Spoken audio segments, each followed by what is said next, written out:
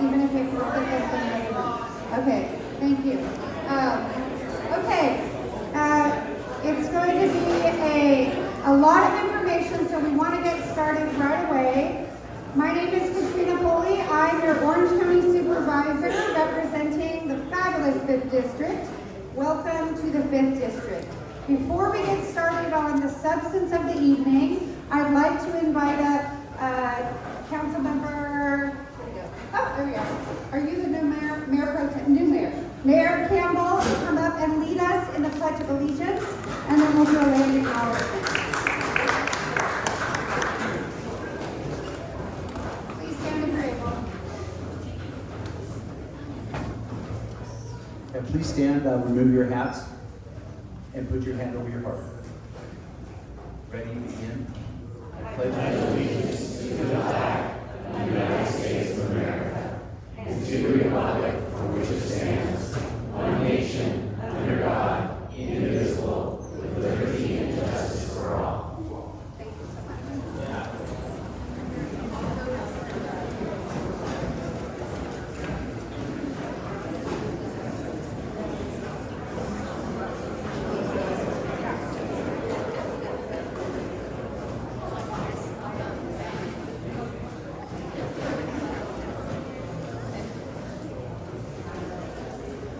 Yeah.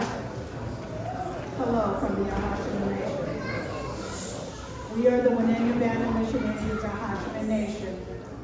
We are the original inhabitants of what is now Orange County. That's right. We acknowledge Go.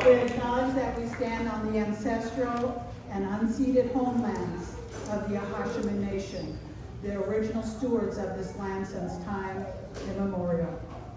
The Ahashiman people, also known as the Winnemucca Band of Mission Indians, have lived, thrived, and cared for these lands, waters, and sacred sites long before colonization.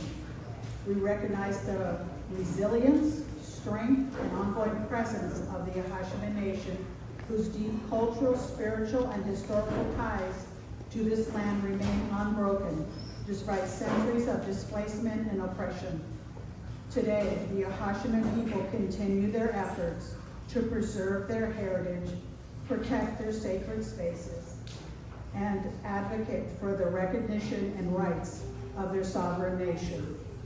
The Ahashiman traditional territory extends from the Pacific Ocean to the west, including the southern Channel Islands of Catalina, San Nicolas, and San Clemente, to parts of Los Angeles County to the north, including the village of Pavanga at California State University, Long Beach, to parts of Riverside County to the east, and parts of Camp Pendleton and San Diego County, including the villages of Panhe and Upim. The territory acknowledgement was officially affirmed on August 19, 1993 by the State of California in Assembly Joint Resolution number 48, and on March 7, 2006 by Orange County Resolution number 06-028. We extend our gratitude and acknowledgement to our surrounding tribal relatives for their role in the care and preservation of these lands, and we commit to continue honoring their contributions, fostering relationships with all neighboring tribal nations. These include the Chumash, Gabriano, Serrano, and Tataviam to the north, and Chohula to the east, and the Loseño, Copino, and the Kumakai to the south. I say in my language, Amu Tapach Panopla, Picha Amcha, Patowala Ava. Many years have gone by, but we are still here. Thank you.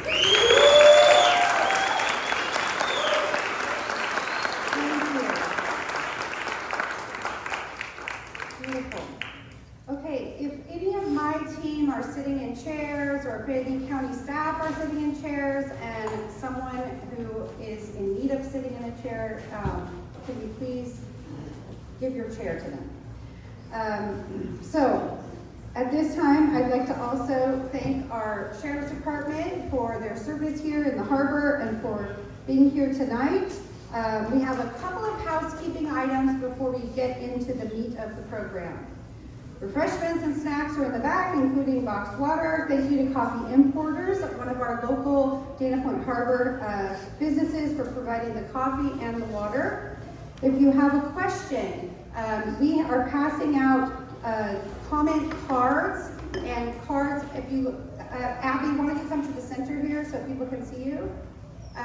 So we have question cards, and we hope that you'll fill out these cards, even if you just want to give us information, because we are going to be compiling a giant FAQ Q&A document that will be placed on the website, and it will be updated regularly on this very topic. So we want to make sure we have everybody's questions accurate. We also have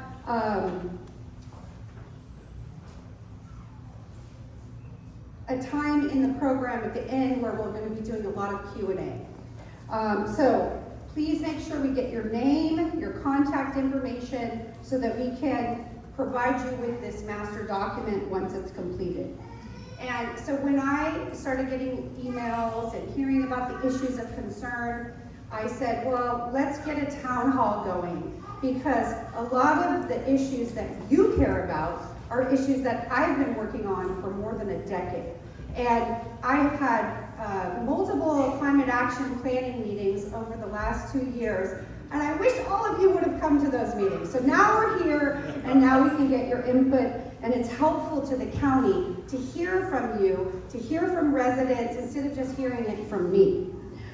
So this is an opportunity for us to hear from the OC Creek team. We will be hearing from our county staff. We have some state regulators that are here tonight, and we have our investigator, who is our agricultural commissioner, that's here tonight.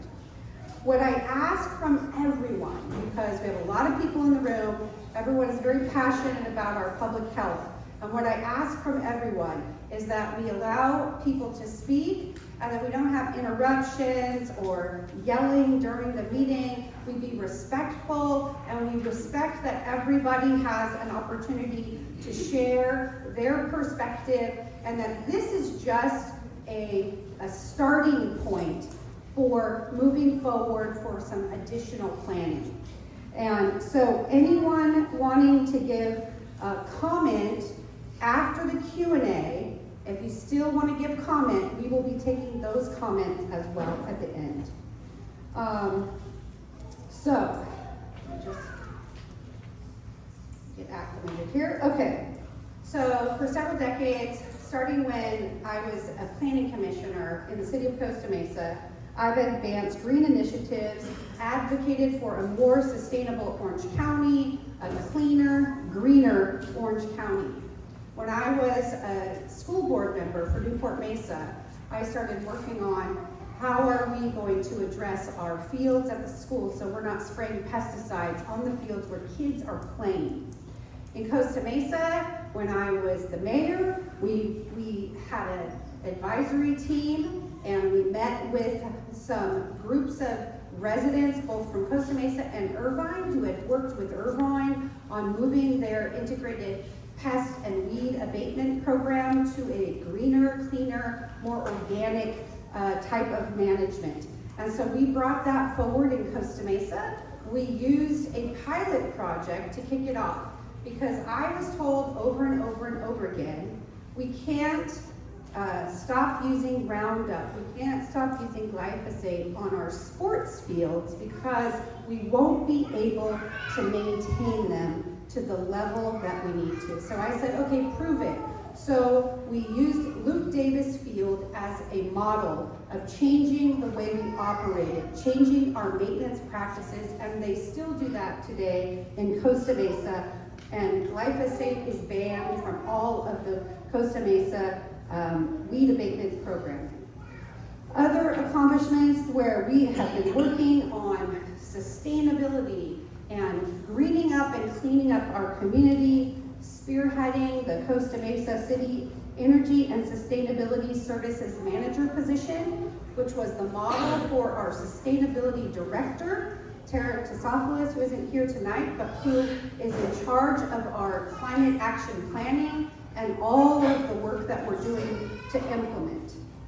Integrating solar panels, solar energy on school campuses and throughout the county, opposing offshore oil drilling, And of course, really just leaning in here at the county to change the way that we operate.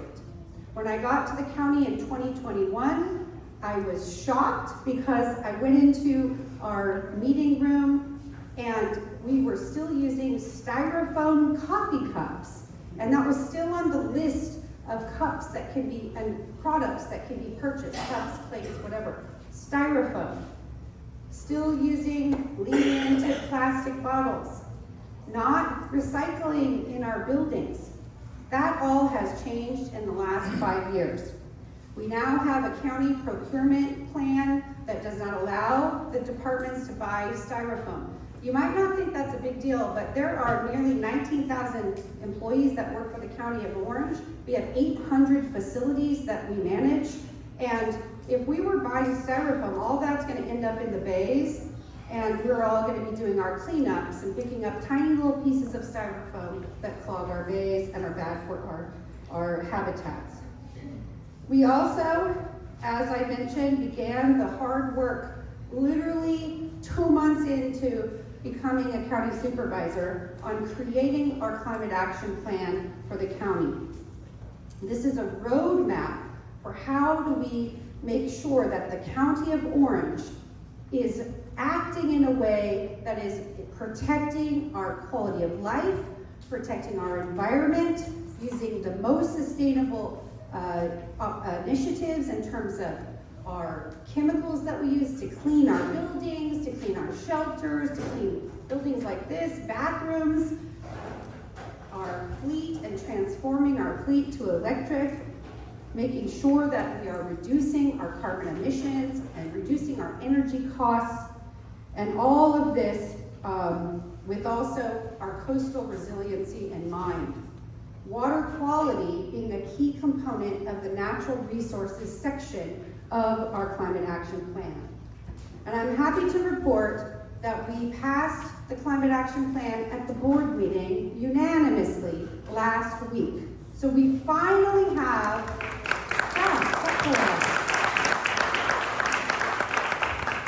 Now, we had meetings from Fullerton to San Clemente. We had meetings right here in this building. And I think when people are talking about things in the abstract, like climate action plan, what does that mean for me? That doesn't really affect me, I guess. People don't see it as a connection to them. But this document is going to be how our county staff, how our departments operate in the future. And my vision is that we operate from a basis of protecting our public health and protecting our environment as a core value for the County of Orange. So, real quickly, just to share, for those of you who haven't read the plan, the section 5 is the natural resources section. And it outlines, and remind you, we just voted on this last week, so it outlines transitioning to non-toxic alternatives and the community input that helps shape this natural resource section is from many environmentalists who are across the county and experts on protecting our environment. So we have measures that safeguard water quality and strengthen coastal resilience in the community by minimizing pollution from urban runoff, managing stormwater flows to meet higher regulatory standards, enhancing our flood management by exploring broader water resource management strategies to improve natural habitat and water quality, by supporting the long-term health and resilience of the community's natural environment by enhancing the protection, restoration, and enhancement of native ecosystems. These are just a few of the sections in the plan. So, a couple of areas that we've been focusing on is the water quality, and we're going to talk about this a little bit from our public health office, even though it's not exactly related to the herbicides and the issues that you're concerned about as it relates to the channel. The recreational beach and water quality is important, and I wanted you to know about the work that we're doing with regard to making sure that our beaches, when you go swimming, when your kids go swimming, when you're surfing, when you're paddleboarding, when you're playing near the shore, that our beaches have, that they are recreationally safe and not high in levels of bacteria. And so we will have some information about that in the program tonight. What about Roundup? Like I asked, if you wouldn't mind, that's glyphosate. Just so for those of you who don't know, glyphosate and Roundup are one and the same for purposes of this conversation. We will not be using glyphosate in the channel again. What about herbicide?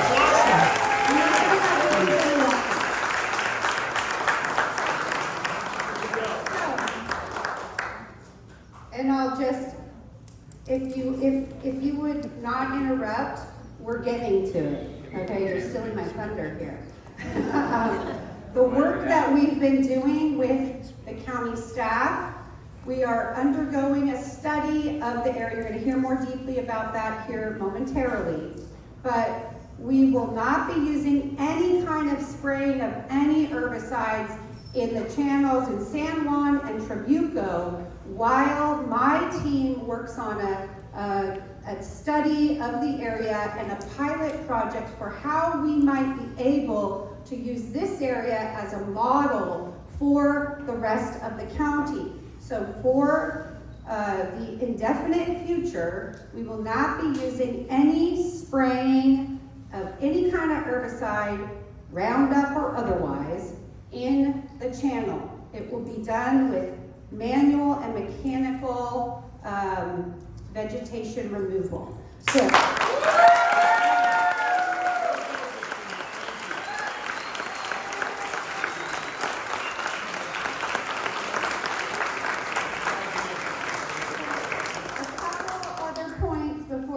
moving. A couple of the priorities that my office has requested is one, when I got to the District 5 representative, which was in 2023, Poche Beach was, how many of you know Poche Beach? Okay, I figured. Was an F in terms of Heal the Bay water quality. Today, we're looking at, it vacillates. It's like a C or an A depending on the day. But it's next to a treatment plant and it's just not good. And so I've worked to try to get the funding to fix that problem at Poche Beach because I think that is also a place that we have to focus on because kids are playing right there in the water at the beach next to the club and it's not safe always. So that's a priority. Today, as my team tells me, if you look today, it's an A. But to be authentic, next week it might be a C because it's just different, right? So working with our county staff and our cities to improve stormwater, gutters, and drains so things don't flow into the gutters and out into the ocean. And as I mentioned before, I was able to get county procurement to add a priority for non-toxic cleaning supplies. There's a lot of non-toxic cleaning supplies. We have a few of the owners of some of these right here in District 5. Simple Green, Ecos. There's a lot of non-toxic cleaning supplies that we can use instead of using bleach and toxic chemicals that hurt our residents. So that's something that I've been initiating. And then, of course, looking at our beaches. I know you're not here for that, but my office has spearheaded the effort to make sure that we keep sand on our beaches, big, wide, sandy beaches, so that we continue to be the coastal paradise that we all love. And, you know, frankly, it's an economics issue. $1 invested in keeping our beaches full of sand is $3,000 return to the Orange County economy. So it's a return on the investment that we need to continue. So, despite federal policy changes, and you'll hear about this, encouraging the use of glyphosate, and discouraging sustainable practices, we are leaning in to a more sustainable future here in Orange County. Heck yeah.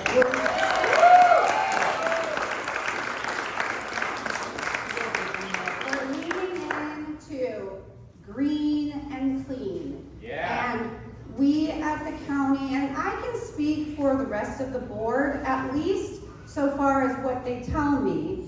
We will be voting on it eventually, but so far as what they tell me, the majority of our board does not want to use these chemicals either. So we just need to let them know that you agree. So in the last few months, we've had a lot of communication. We've listened to you. Somebody is standing next to the lights. I don't know who it is. The Hoshman. There we go.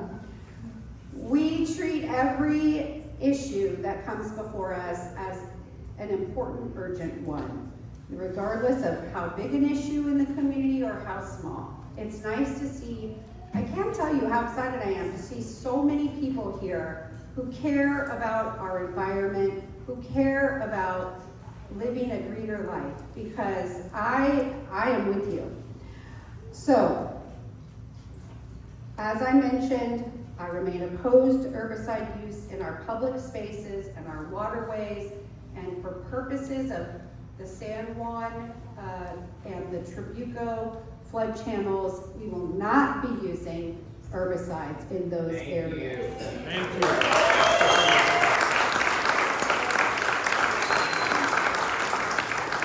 And I shared this with Brent and Bethany and Rob, but I would like to share a little bit with you about why this issue is particularly personal to me. So, my dad worked a lot of really toxic jobs. He was a deep sea fisherman, an underwater welder. He was somebody who cleaned toxic chemicals out of big tanks for a big oil corporation. And cleaning those chemicals out of those tanks destroyed his health. One time, when he was cleaning the chemicals out of the tanks, the machine that they gave him reversed. So instead of breathing in clean oxygen to protect him while he's cleaning chemicals out of these tanks, he was breathing in those very chemicals. And he got chemical pneumonia. The company did not take care of him. Basically, he used his entire life's savings to stay alive. And forever after that, he could barely breathe, he had emphysema, he was on an oxygen tank. And last year in the fall, when all this was happening, I was spending every single waking hour that I wasn't doing your work for you with my dad, who was dying. And so, chemicals in our community are bad for our health. That's right. And I stand with you to change the way we do business in the county of Orange so that we can have a cleaner, a greener, and a better quality of life, not just for all of us, but for all these little ones that are running all around today. Yeah.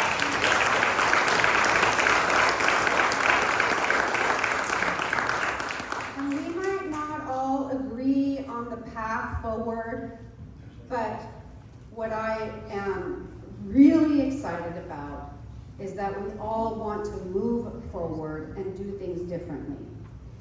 So I've brought together the team here, Public Works, Healthcare Agency, our County Executive Office has been involved. We have our Healthcare Office, and we are here to give a presentation, to give some history, some context. I'm going to ask for your patience. I know you want to get right to it, but I think it's important that we hear some of our constraints and opportunities, and that we have a basic foundation that we can take into what is now going to be a subset of my Climate Action Task Force, which is this new advisory team that relates specifically to the flood channels and the issues that we're going to talk about here tonight. We could take that foundation and move forward from there with some recommendations to the county and the full board. So with that, we're going to have our first presenters, and I thank you for the work that you've done to get so many people engaged in these very important issues with our community. And so we have Brent Linus or Linus? Linus, okay, just like Snoopy. And Bethany Nelms, and then Robert Beers is here too, but he's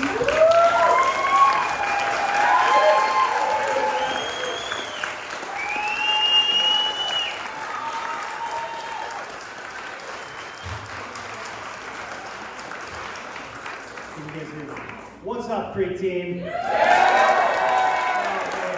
I get goosebumps looking out right now. This is incredible. I want to thank Supervisor Foley. She did not have to put this together, right? I mean, nothing moves ever as fast as you want it to on social media, but I sincerely want to thank Supervisor Foley for setting this up, bringing people to the table, and having this town hall. This is transparency. And the commitment.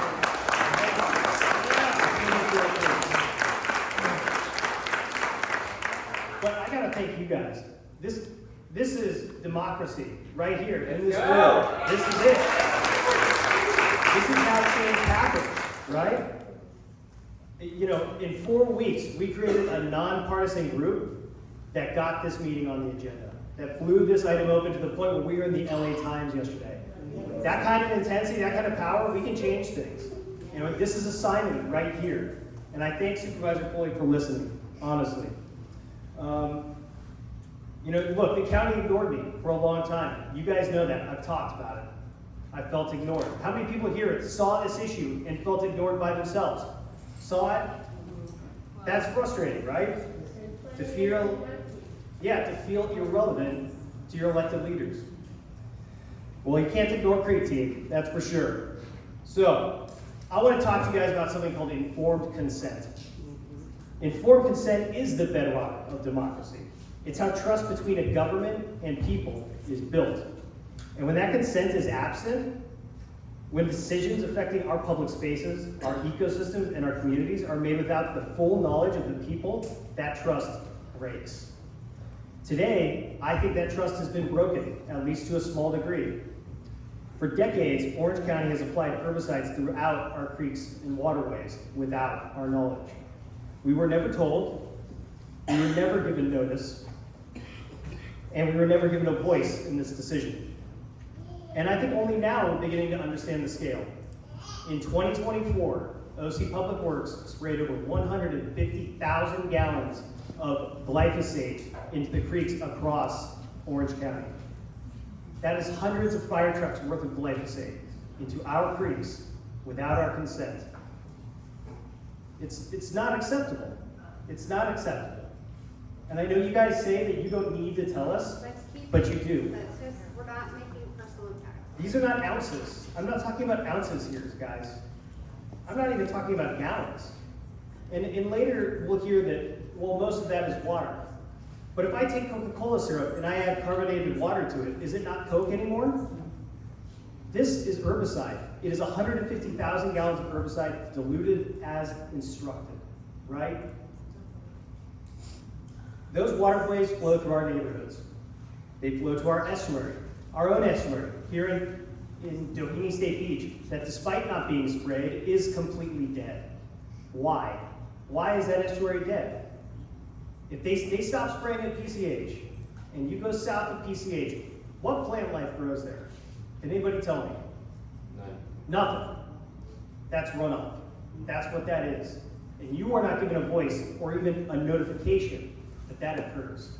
See, when your kids are down there at that jetty, they're playing, what is the county doing upstream? It's their property and you don't need to know. This is where our children play. It's where we surf, it's where we swim, We've been told that this program is safe. We've been told that it complies with permits. But when the public learns that 150,000 gallons of herbicide were discharged into our creeks in a single year, glyphosate, which was just the subject of a multi-billion-dollar settlement, without their knowledge and without our consent, the people get angry. Now soon you're going to hear from a lot of experts. And hear them out. I ask you to. Hear them out. But you guys need to make the decision of whether you think what they're telling you is good enough or not. You guys have the power to change this program, not them. They never wanted you to know about this. I can tell you that without a doubt. But today, they're going to listen to us, and we're going to tell them whether we agree with this program or not. So, trust your gut, guys. They're here because, frankly, we forced them to be here. I can tell you that, and I'm not going to sugarcoat it. If you have a question, ask it. Make sure your voice is heard. We need to make sure that there's a Q&A in this meeting, okay? If you don't agree, express it. But the one thing I know you guys won't do is stay silent anymore. Right.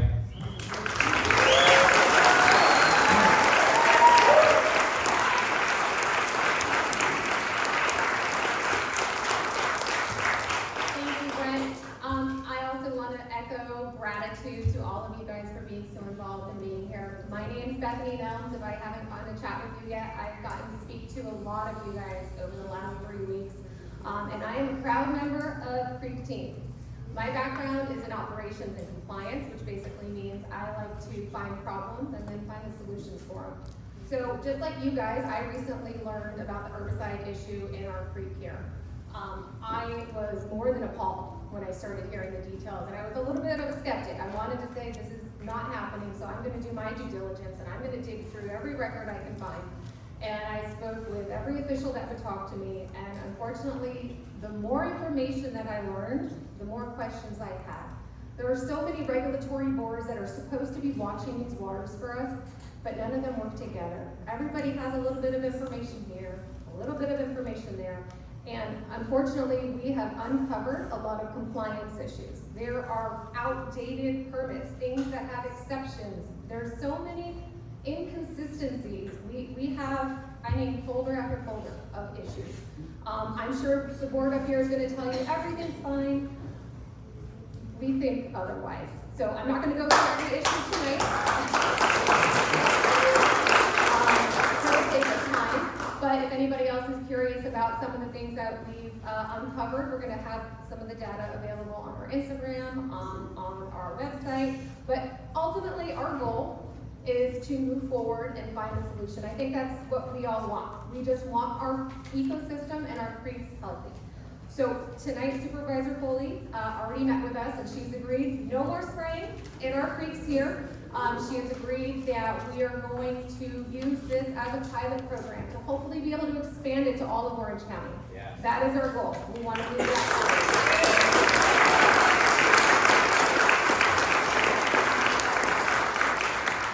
We have also agreed, she has also agreed to have an oversight board that we can put together that is a non-regulatory board of all interested parties. There are quite a few foundations that want to be involved, so we're going to help by reworking the integrated pest management program, which would allow us to remove the herbicides.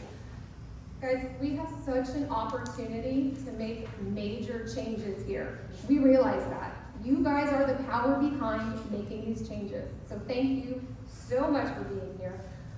And I do believe this is just the beginning. I also do think it's really important for us to be able to cover some of the concerns that brought all of us here today in a little bit more detail. To do that, we have Robert Beard here to discuss what he saw. Thanks, Rob.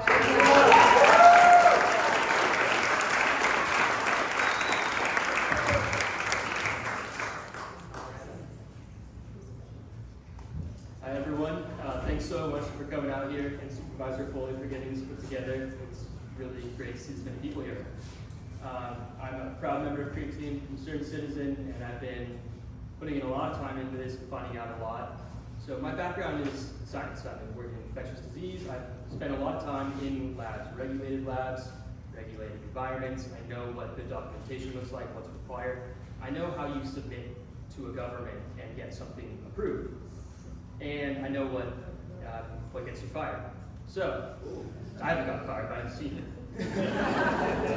And I want to go over kind of the status quo of the documentation and the lab work that they've been doing here, because it would not be acceptable at any company I've worked at.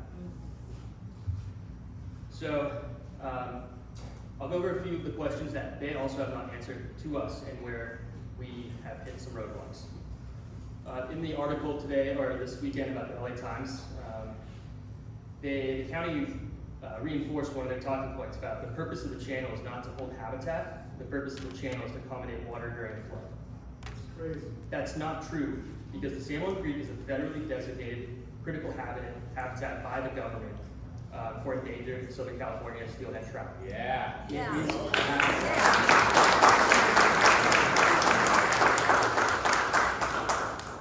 The county's own permit states it does not authorize take of endangered species and prohibits discharges that adversely impact critical habitat.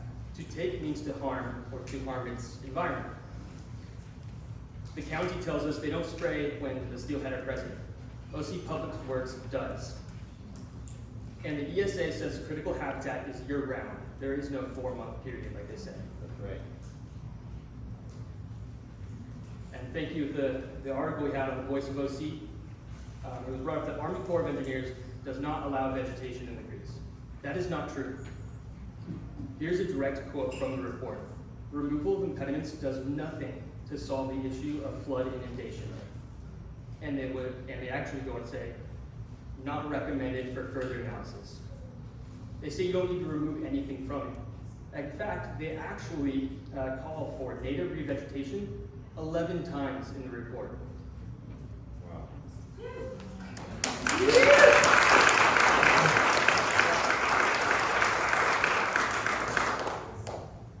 All right, so a few more things about their actual lab practices. The permit requires testing of active ingredients, glyphosate, but also their degradation byproducts of glyphosate and other targets, specifically regarding that. Our records show that only the active ingredient is tested. These degradative byproducts can exist in the soil and be more toxic for up to 100 days. They're not testing for that. Speak up.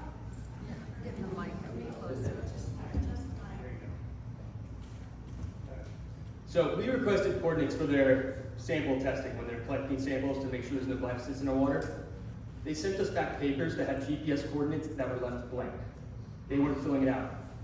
We requested it again in another public records request. They sent me a PDF table that was an Excel sheet they made the day before, 2 weeks after I requested it. So I want to know how GPS data from 2025 was first created in 2026. So, along with the aquatic pesticide application plan, we want to know if it's ever been updated since 2013.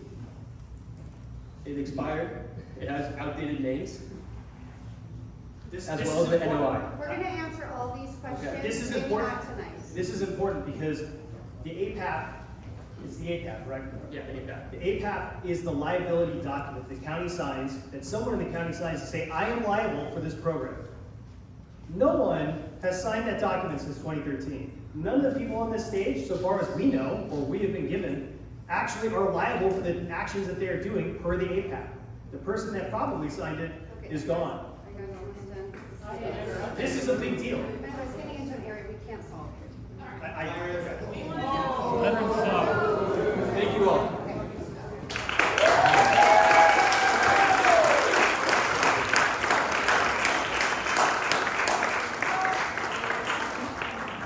Okay, so we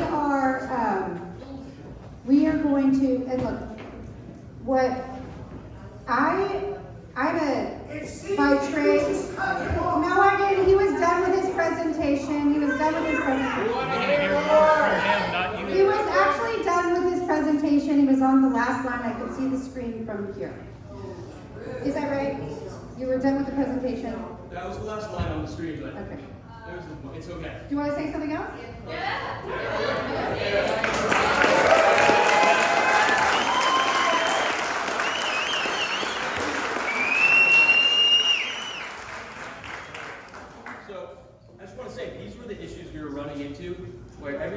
would submit a new public records request, all they would get us back was no responsive records for the records that are required for them to be using this permit the way they are.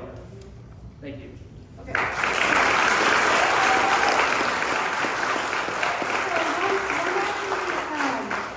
One of the ground rules that we all agreed on is that we're going to listen to the information. So I'm a trial lawyer by trade. I hear my client tell me a story, and they have very, very strong factual basis that they believe supports their story. I hear the defense counsel tell me sometimes almost the exact opposite story. And so it is my job to get to what is closest to a factual area that's undisputed, and then we can argue about liability from there, okay? So I bring that same analysis to something like this. We're gonna hear information tonight from OC Creek team. We might agree with some of it, we might not agree with all of it, but my job as a county supervisor is to find the documentation, find the evidence that supports what they're saying, find the evidence that supports what our team from the county is saying. And I'll say this, our county team, they're not the enemy. They are doing their job. They have policy directives that come from the federal, the state, and the county. And agree, some of these policies that they're implementing are from state decisions, state laws that haven't been changed since 2016. It's actually 2016, but still, that's a long time ago, right? The world has changed since 2016. So let's have respect. Let's make sure we come to this knowing that they're not trying to hurt you.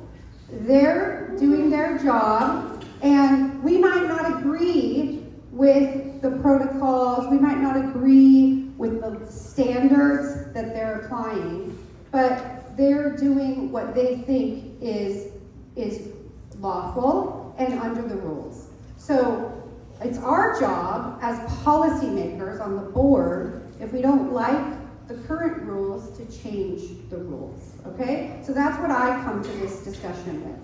So I'm gonna turn it over to our, let's see, who do we have?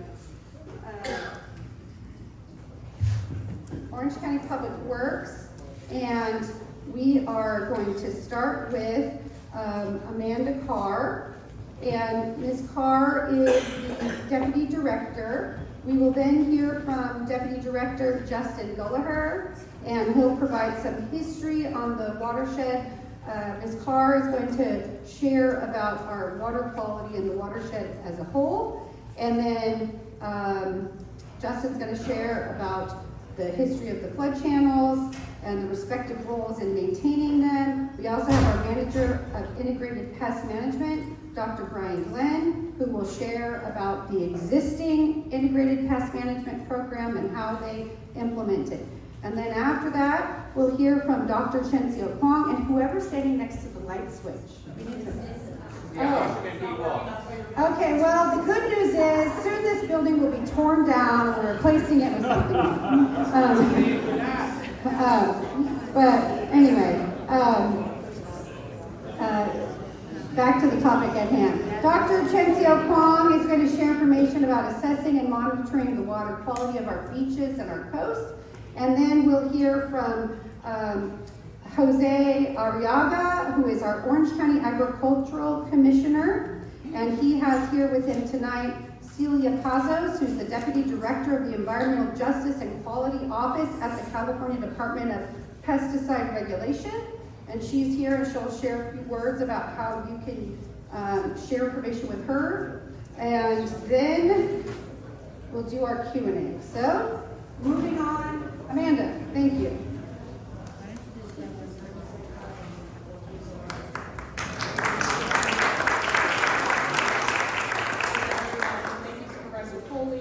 I appreciate the opportunity to talk with everybody and hopefully have a continuing dialogue to clarify and answer a lot of the questions that have been presented. I really appreciate the dialogue that Brent and I have had over the last 6-7 months, October-ish.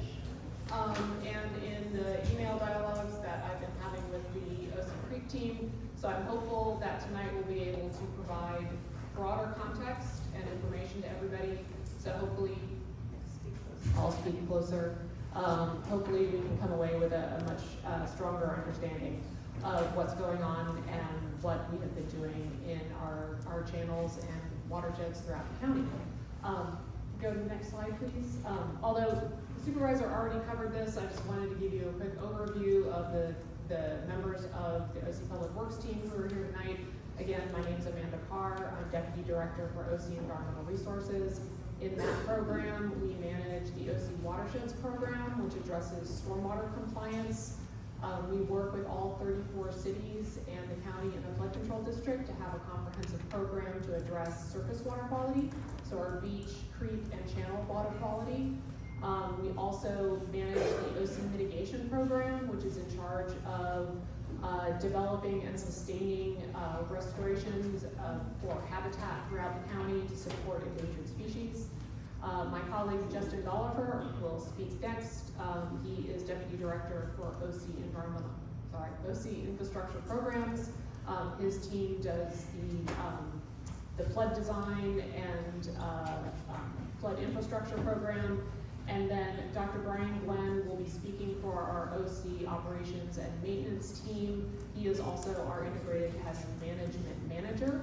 So he'll be able to answer specific questions regarding how we manage our channels to maintain flood control capacity.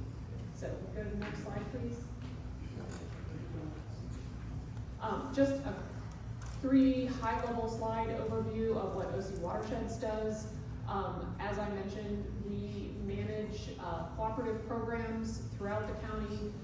Here in South County, we manage what we call our Integrated Watershed Management Program, which is a collaborative program with all of the water districts and all of the cities in South Orange County, where we collectively develop multi-benefit projects to help support sustainability both from service of water quality perspective as well as a drinking water and wastewater perspective. Through that program, we have been able to secure $73 million in grants, and we have been able to sponsor 32 major projects to address water resources throughout Orange County. Particularly, those figures apply to South Orange County, which is the area from El Toro Road south. Oh, did I say 73? Sorry, I transposed. It is 37 million. We also manage the Adopt a Channel program. I know you're probably all familiar with the Adopt a Highway program. You see the signs of folks who are taking over and providing support to keep roadways clear. We developed a corollary program for our channels, and so these are the programs that you often participate in when we have our annual beach cleanups and our creek cleanups. Oftentimes these are done in late September. We have the section from Stonehill down of San Juan Creek that has been adopted and is covered under our Adopt a Channel program. And so I'm hopeful that folks have been out and participating in those cleanups. If not, please put your information in the comment cards, and I'll make sure that you get on for that information. And like I mentioned, our mitigation program, we are currently protecting 400 acres of habitat and maintaining that habitat throughout Orange County. And we are protecting 25 listed both endangered and sensitive species throughout Orange County.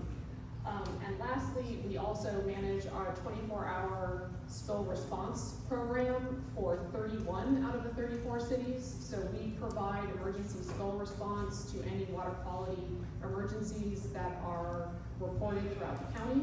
And we've been doing this for the last 20 years. If we go to the next slide, please. Specifically for South Orange County, we have a water quality improvement plan that we have developed with our fellow cities who manage the stormwater programs in their jurisdictions. That program is focused on addressing bacterial water quality health protection as well as stream erosion. And that is the focus and the roadmap for our compliance with our stormwater program. And we also have a collective public education program. I'm hopeful that people are familiar with H2OC. We have several public education campaigns. The ocean begins at your front door, overwatering is out, good, the bad, and the ugly, which really help people to make changes in their everyday practices to make sure that we're protecting our creek and channel and beach water quality throughout the county. Go on to our next slide, please. And then, actually, I don't think I mentioned, but this December was our 25th anniversary of our program. So we have been in operation in Orange County for 25 years. And I think this slide is a really good representation of the progress and the growth of our program over the last 25 years. Back in 2000, we had the monitoring stations that you see on, sorry, I want to make sure, on your right, or is it on the left? And then today in 2025, we have expanded our monitoring stations throughout Orange County, and so we have a very robust monitoring program that's looking at both surface water quality, bioassessment, and beach water quality throughout Orange County and supporting the needs of our citizens. So that's just a quick high level of what my program does. With regard to the specifics of the issues that we're talking about today, we do the water quality monitoring when we had previously applied pesticides within the channel. And so we did the water quality monitoring to ensure that we were in compliance with our permit. I'll be talking about that monitoring and the results a little bit later in the slides. But at this point, I'm going to pass it off to Justin. All right, thank you. Okay, Justin, thank you. And if you want to learn more about some of those programs that come with a grant for your home to be able to replace your current system, you can go to the website and learn more about that. We want to make sure everyone knows we're committed to transparency. We're videotaping the program here, or recording. My team tells me I have to say recording, not videotaping. That's too old school. The session here, we will post it on our website, but of course you're invited to record it as well. And Alyssa informs me that maybe people might have misunderstood my comment about tearing the building down. So just for your knowledge, when I first took over as the representative for District 5, I met with all the nonprofit groups here, and we learned that this area, Baby Beach, the community center, Sailing and Event Center, all of the docks, everything were pretty run down. And so we had a request for proposal that was out in December, and we're waiting to hear back who the county is recommending, and we're going to be reimagining. And so I hope all of you give your input on the reimagining of these facilities, because we can do so much better. Okay, so next up we have Justin. You want to come over to the microphone?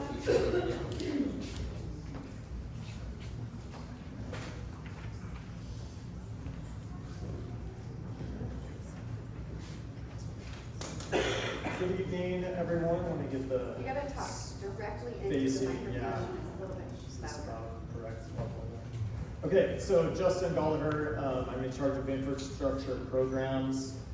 I'll be going over kind of the facility overview and then some history of flooding in the creek. I assume some of you folks out there are well aware, as you're right adjacent to the channel. So San Juan and Trabuco Creeks, we call this the L watershed. We number, or we letter our watersheds.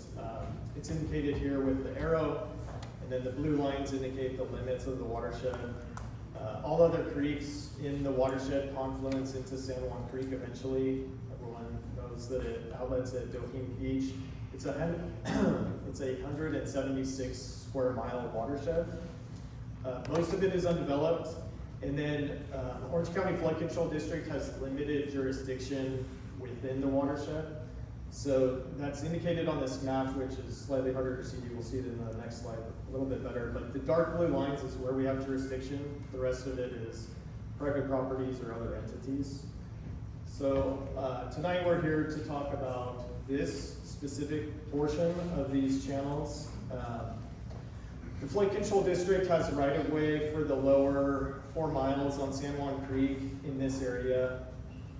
Trabuco Creek is about 1.1 miles. Of that, there's channelized sections, that is the lower 1 mile of Trabuco Creek, and then the lower 2.6 miles of San Juan Creek. So those are indicated where the orange lines are that cross the blue lines. That's the channelized sections versus the unchannelized sections. So talking about flood control, first, I think some history on how the creek was channelized is beneficial. So the first image on the left here is a photograph from 1929. You'll be able to see undeveloped land for the most part. The dark blue arrows there show how wide San Juan Creek was back in 1929. Beautiful. In the center photo, 1960, so this is 2 years before the creek was channelized into how we see it today.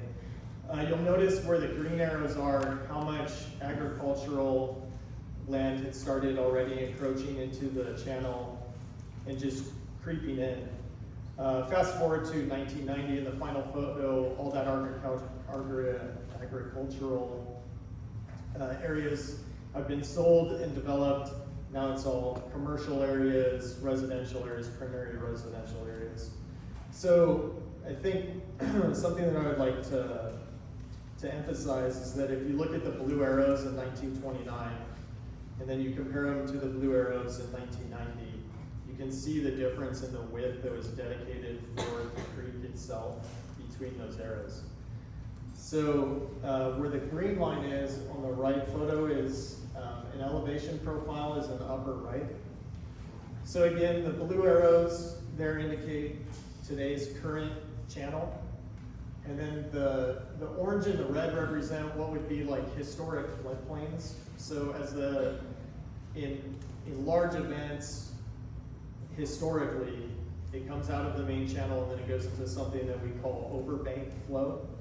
So that's what those would represent, is that, back in the day, the channel would mainly flow in the center channel, and then it goes into the overbanks, and depending on the size of the storm, it changes how much flooding there is. So the channel has been narrowed quite a bit over the years, and that's kind of how we've gotten to where we are today. So flood risk on San Juan. We have a long history of flooding events. They're listed here. 2 of them are marked with asterisks. Those are years that there was hurricanes. You'll see there's a pattern of every 10 to 20 years there's major storm events. The photos there on San Juan Creek, 1969 major storm year, 2010 another significant storm year. In 2005 we nearly had a complete levee breach. It would have actually breached if, in this lower left photo, you see there's a white line there. That's another facility. It's a storm drain that's coming into the channel at that point. Had that concrete structure not been there, the levee would have just completely breached, and we would have had much worse flooding than we ended up having.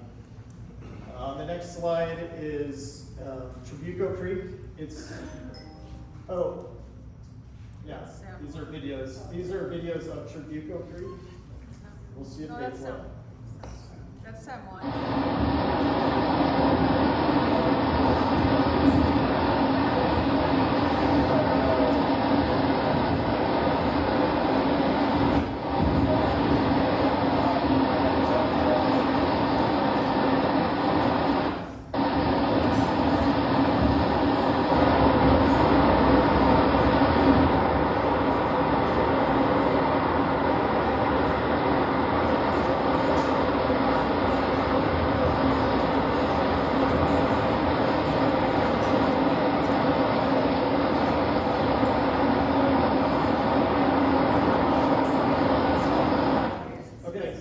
Apologies for the mislabel of this slide. These videos are of Trabuco Creek. They're from 2010.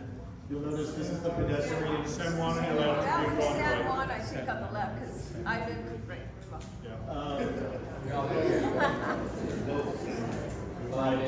We'll agree to disagree. Wait. You're going to disagree with all of them? Yes, I know as a fact this is Trabuco Creek from 2010. Sam won't creep on the ladder, we watch it. Moving on to the next slide. Doesn't even know it's So similar risks, you'll notice the photo in the upper right there is what we were watching the video of. Specifically, this is where the grouted riprap structures are on Tributo Creek. At the end of those structures, we had blowouts, and that's what this is a photo of. In 1998, we had significant flooding on Tributo Creek. This is when City Hall was flooded. The mobile estates was next to the channel, was evacuated. So it's a real risk. You guys are aware, you're here, you live this, and it's a priority for the flood control district. So talking more about the flood risk on the next slide. This is for those that have never seen one of these before, this is a FEMA flood insurance rate map. So I'm sure there's some folks in the crowd that are within one of these flood zones. And if you have a mortgage on your property, you would be required to buy flood insurance. So the channel does not contain the 100-year storm, or what FEMA describes as the 1% storm. So it's a 1% chance of happening in any given year. There's about $375,000 in flood insurance premiums paid by you guys every year if you're in one of these floodplains. The Army Corps of Engineers, while they were working on this facilities, they estimated about 2,300 structures were at risk. 90% of that is residential.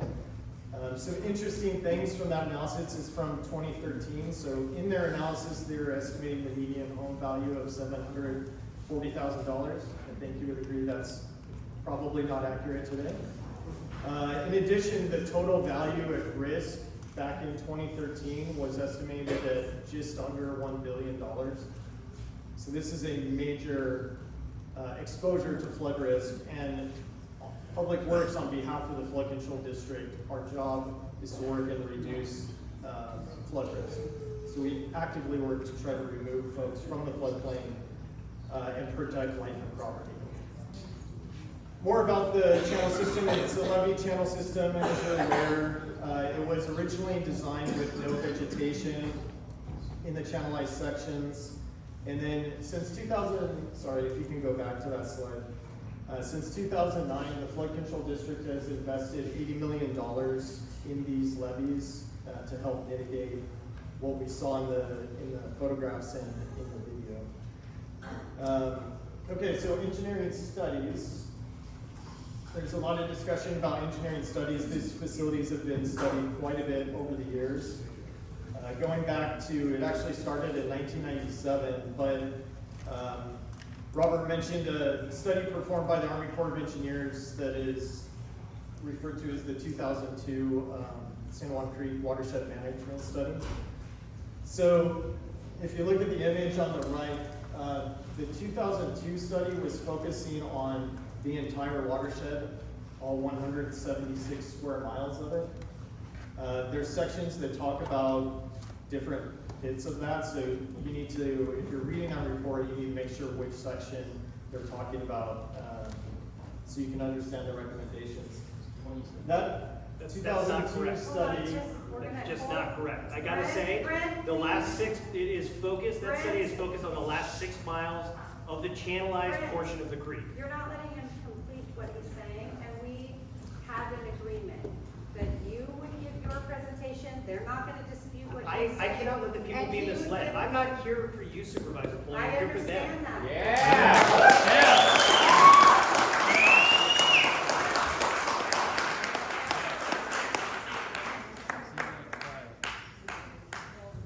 You have your interpretation of the document. The document speaks for itself. It does. So, okay, so we will let him finish, and then you can share your interpretation of the document I would at the love- right time. But okay. right now is not the right time. Thank you. Okay. This actually is my meeting, so please. I think it's the people's meeting. I'm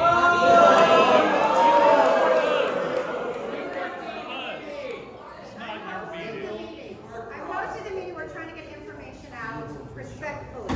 Thank you. The right information. Thank you. Please continue. Please don't interrupt. Thank you. Okay, so the 2002 study performed by the Army Corps of Engineers. There is 8 partnerships, 8 local sponsors in that. The county was one of them. Also water districts and other cities and agencies contributed to that. Ultimately, and it says this in the executive summary, that study was not supported by the local sponsors, the recommended actions, and it was not supported, and it recommended a, quote, spin-off study be produced to better take into account all the various factors that are constraints on this watershed and on the channel itself. So that resulted in a study Hold effort. on, who were the local sponsors? Just in I have general, it. yeah. Don't interrupt. I have it in my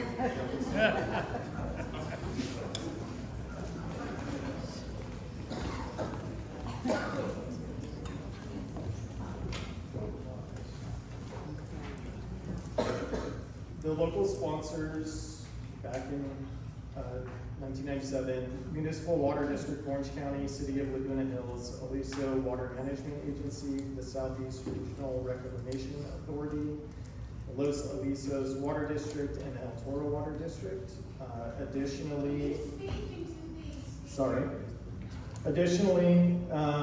some other participants joined in they contributed without entering into agreement with the other local sponsors, as the City of Laguna Beach, Rancho Mission Viejo, the San Juan Basin Authority, and the Santa Margarita Water District, all were participants in this study. And you didn't say the main reason that they didn't agree with the recommendations, and what those recommendations were? Yes, thank you. So the main findings that wasn't supported was the recommended plan of action by the Army Corps of Engineers in the main stem that we're talking about tonight was to build 10-foot high flood walls on top of the existing levees. We at the Flood Control District did not support that recommendation because the fundamental issue is the levee stability, and just adding 10-foot high walls on top of the existing levees wouldn't solve that. Additionally, not to get too engineering, but the higher the water is in the channel, then the higher it'll build out outside of the channel, because the water can't get through the storm drain into the channel. If the water surface is up here in the channel, it's going to have to get higher than that in your streets. So fundamentally, we disagreed with the flood control aspects of it. And so it spun off into another study that we partnered with Army Corps of Engineers that kicked off in 2004. The intention of that was to balance the flood risk reduction, the channel stability, a major issue, and then also ecosystem restoration. The steelhead were mentioned earlier tonight, and so that was part of the consideration. Ultimately, this study died with the Army Corps. They discontinued funding it in 2014. So since that time, then Public Works, we picked up the torch ourselves and continued working on this highly complicated issue. In 2020, we completed a grade stabilization study. So this was looking at how many drop structures we would need to implement in order to stabilize the creek bed. Also looking at the fish passage or steelhead passage to be able to enable the steelhead to get up the creek to the spawning grounds. That was an input to a study we are currently working on at Public Works, San Juan Creek feasibility study. It's currently draft. We'll be finishing it this calendar year. And we're balancing the concerns that all of us have of flood risk mitigation, grade stabilization and fish passage, vegetation allowance within the channel so that we can have some vegetation in the channel. But there's a lot of work to be done, and we're currently estimating the cost of those improvements is on the order of $250 million on top of what we've already spent there. So significant investment by the Flood Control District is necessary on this facility. And with that, I will pass it over to Dr. Glenn to discuss the vegetation management. Okay, thank you, Justin. So just to recap some history about the flood channel, the fact that this original study was recommending these 10-foot walls, and that's really important. We, the county, decided to not support that. I don't think anybody here would want to support that. And so we are now embarking on our own study that they started in 2020, and they tell me it will be done this year. And that study is to incorporate vegetative area, working with cow trout to work on the steelhead trout passage and making sure that that continues to be something that we restore and we make available. And then addressing some of the other engineering issues with regard to the channel. But what you care most about is the vegetative habitat and the trout. And so that is something that we are currently working on. And when we get the recommendations back and we get our group together, we'll be looking at recommendations overall after reading that. So next up, vegetative management. And you're going to disagree probably with some of the things he says, I guarantee it. But I'm going to ask that we try to be respectful and not heckle and not yell, because it just makes the meeting take longer and it's already long. So, Dr. Glenn?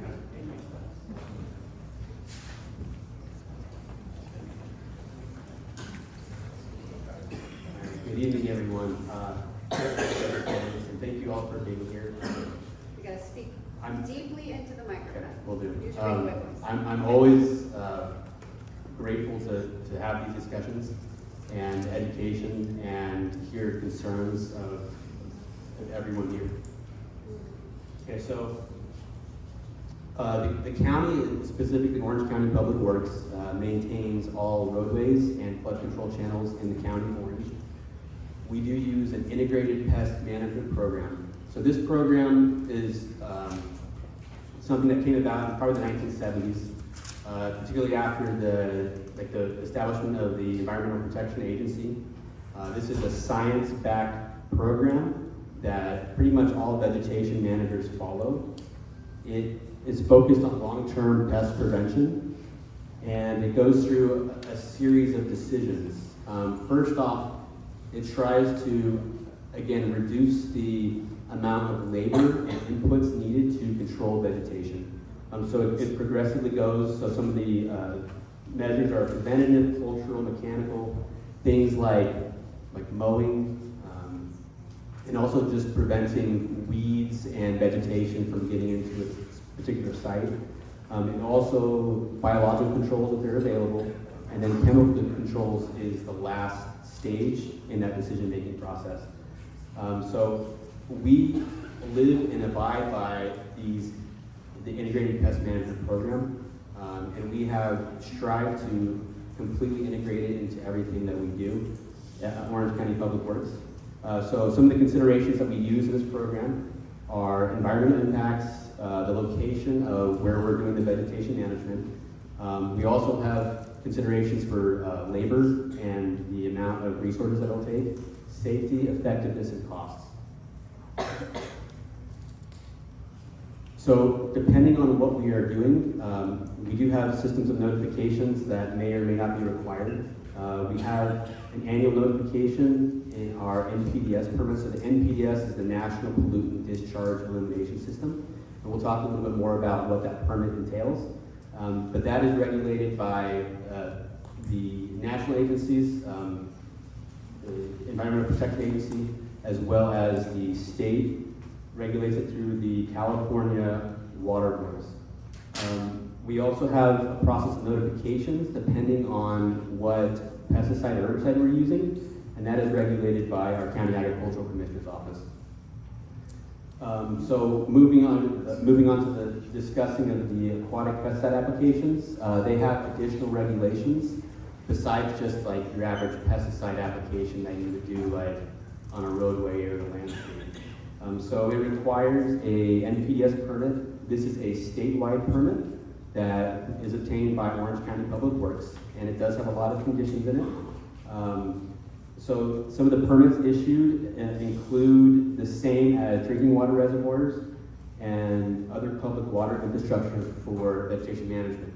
So this statewide permit is used not only by us, but it's used by any state agency, local agency that's performing aquatic pesticide applications. Along with this permit, we also, I think it's mentioned, that we have an approved plan that was submitted when we first went to submit for approval. It is called the Aquatic Pesticide Application Plan. And what this basically does is detail some of the restrictions in the NPDES permit, and it applies them to like our local conditions. So it'll show like where testing locations are based on our own watershed, and just lays out kind of a more tailored approach to what we do here in the county.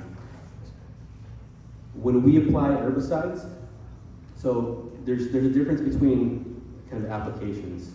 So an aquatic application can involve treating the entire water body.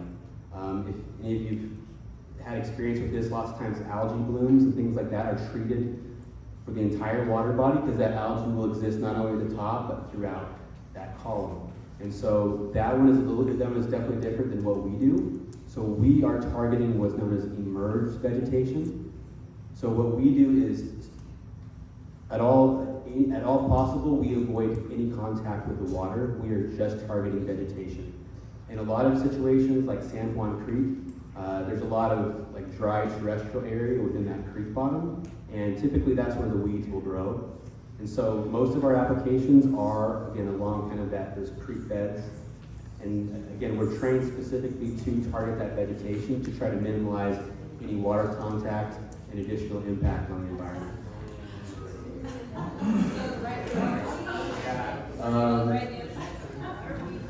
So discussing re-entry intervals, these are commonly on pesticide labels.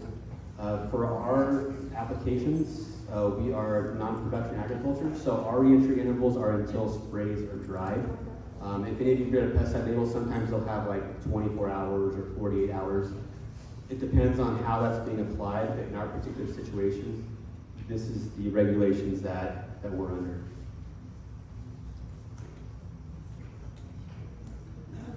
Okay, so this topic has come up. So in the spring of 2025, so I just want to make that caveat. So there was an application at the beginning of the year in January of 2025. The decision was made to make these changes after that application. So some of the things that why did we make those changes?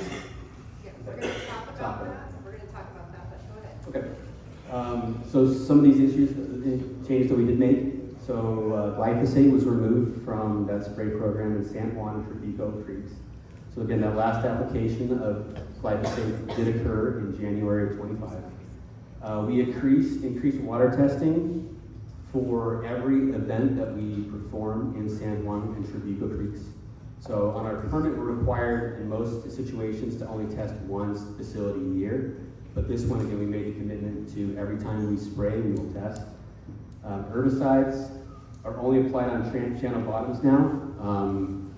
We also do maintain our roadways and maintenance trails, but we made a commitment to not maintain those anymore with chemicals. So we are only spraying what we call the invert or the creek bottom. And those creek bottoms, especially along San Juan Creek, will have no trespassing signs because it is a controlled flood control channel. Bird nesting surveys are also conducted at every application from now on. And then, again, after that, January 2025. Since January 2025. So it wasn't Correct. before, is what you're saying? Correct. Correct. Okay. Yeah. So all these again, spring of 2025. So after that was made, we also made the commitment not to spray during steelhead spawning season, or the generally considered steelhead spawning season, which was December to April. So the only other application that occurred in 2025 was in July. What about 2026? Yeah, nothing since then.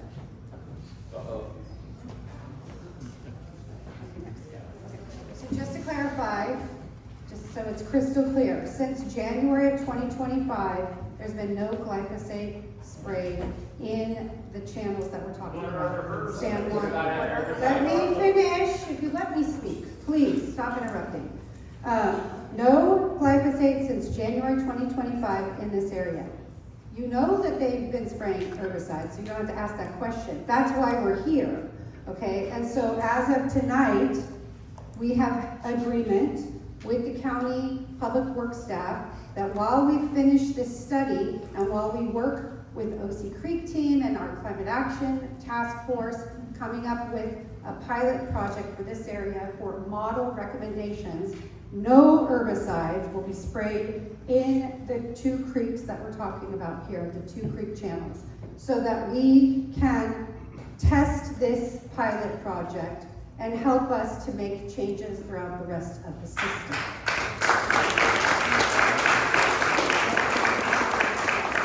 And to answer your question about why, because as Jose is going to share, our agricultural commissioner will share in a bit here, is that there were complaints and it was determined that there was violations in how the pesticides and herbicides were being applied. And so that was uncovered when we had a complaint. We referred it over to the agricultural commissioner and he investigated, and he's going to share all about that in a few minutes. But nothing, no glyphosate since January 2025, and no pesticides, herbicides, glyphosate moving. No, it's January 2025. It's up there on the, it was up on the, go back one slide. Spring 2025. Since January 2025. No applications during Spring 2025 application changes. No, she's right. It was January of 2025 was the last glyphosate application, but in July they did triclopyr and imazapyr. Yes, which is why 2,000 we're here. gallons of it. Which is why we're here. So, but to be clear, did everybody hear? There will be no herbicides sprayed in this area moving forward. Okay. So now what we're going to hear from is next slide.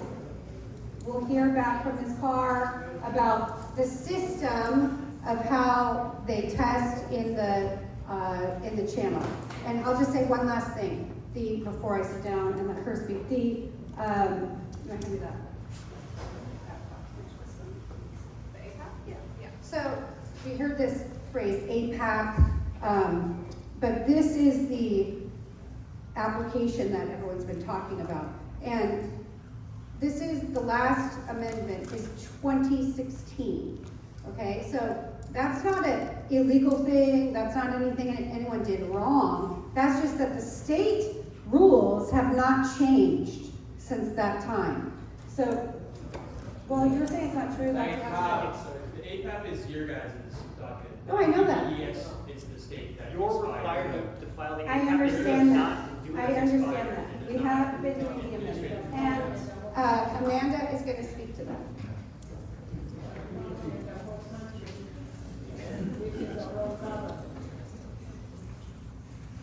Okay, so I wanted to give some information on how we do the water quality monitoring. How we do the water quality monitoring for each application. The permit requires us to take 3 monitoring locations. We do 1 background to give you perspective, we will treat a section of channel. So for the full treatment area, we are required to monitor at 3 locations. We take 1 background sample a week prior to us taking any action in the channel to give us a baseline of what the water quality is in the creek before we apply the herbicide. And then we take 1 sample that we call the event sample during the application of the herbicide within the section of the creek. And then we take a post-event sample 1 week after the application to give us a sense of, is there any lingering effect from the application? So we take 1 sample before we do any work in the creek to give us a baseline of what the herbicide level is in the creek. Because the creek receives drainage, as we mentioned, from the entire watershed. So if someone else in a different area of the watershed, if somebody applies herbicide on their lawn and then there's irrigation runoff, that will carry into the creek. So we take a background sample and then we take a sample during our application, and then we take a sample a week afterwards to see if there are any lingering effects. So, all of these samples are sent out to private contract labs, so the county doesn't analyze the sample. We use professional analysis labs to run the samples, and then we report these findings annually to the state water board to show compliance with our permit. And our upcoming 2025 report is due, I'm looking to Brian, it's this week. We already started. Oh, we have turned in our report for the applications that were in 2025. So if we go to the next slide, please. For our January 2025 application, when we were using glyphosate, our permit limit is 700 micrograms per liter, which is 1 part per billion. So that is a very, very low standard. It is also set equal to what's called the maximum contaminant level for drinking water. So this is the level that drinking water providers analyze for in drinking water that is sent out for consumption. We are held to that same standard for the water quality within the creek. So if you take a look, this was our result from our January 2025 sampling. The first sample is the background, the middle bar is the event sample, and then the third lower bar there is the post-event sample. So both at the background and the post-event, we were at non-detect, so we did not detect any glyphosate in the water, either in the background sample that we took before the application and the sample that we took after the application. During the application, we did detect glyphosate at 4.9 micrograms per liter. So our permit level is 700 micrograms per liter. During the application, we detected 4.9 micrograms per liter. So we were significantly in compliance with the targets set in our permit. If you go on to the next slide, please. So in our July application, when we changed to a different formulation, we applied, as was mentioned, imazapyr and triclopyr. So in our monitoring for imazapyr, you can see at the background sample, we did not detect any imazapyr in the creek before we applied. When we applied, we detected 3.1 micrograms per liter of imazapyr. Our regulatory limit is 11,000 micrograms per liter. And then after, in our post-event sampling, we detected 3 micrograms per liter. So we are having small residual discharges, but they are within compliance with our regulatory limits set by the state. And so if you can go on to the last slide. These are our sampling results for our triclopyr application in July.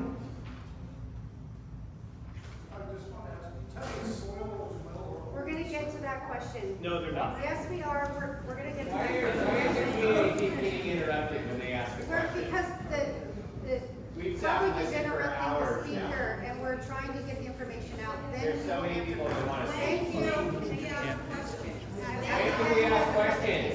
Because it was never good. Go ahead. Write your question on the card. Write your question on the card. So our last sampling information for triclopyr, again, non-detect prior to the application. 4.1 micrograms per liter was detected during application. And then the post-event sampling detected 2.8 micrograms per liter. And the permit limit for triclopyr is 13,000 micrograms per liter. We also specifically chose our monitoring locations at the lower end east of the application area, which is also closest to where we have the beach discharge. So we took this as being the most representative of what could potentially be seen at the beach. And we wanted this sample to be as representative as possible of an area where the public could potentially be exposed Have you tested if they were in children who the swim area. in the water for it? So What about the children that swim in with the water? that, I'm gonna hand things back over to Dr. Glenn.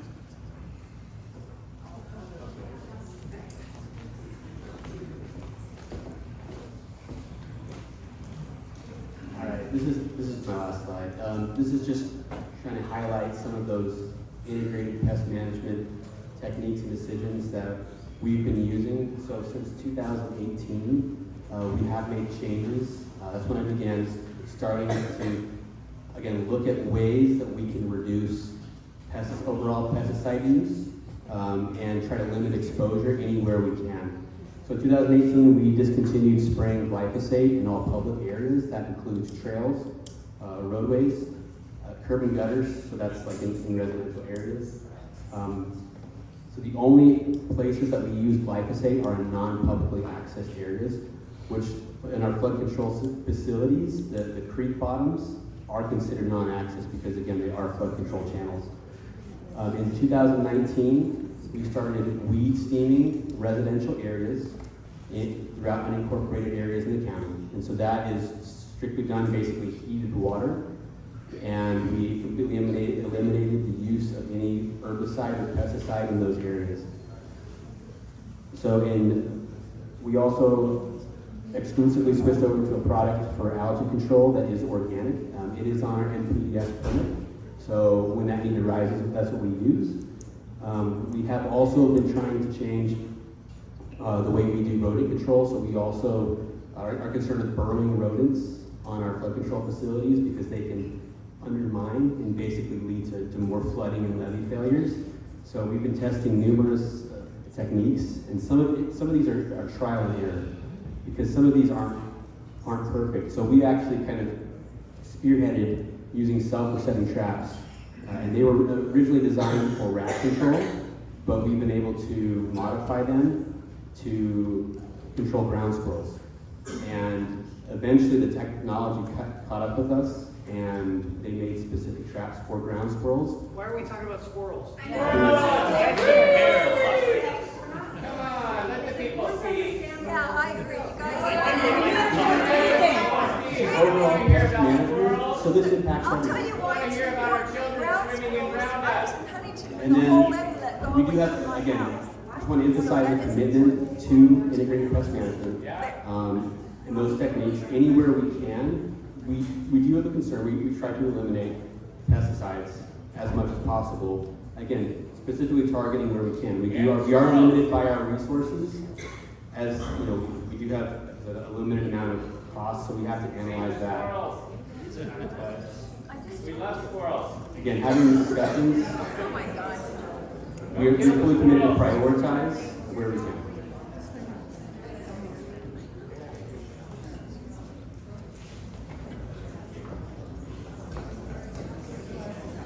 Okay. Look, I understand that, and I said this at the beginning, please be patient. I myself personally have spent probably 6 hours trying to understand the complexity of how we manage the flood channel.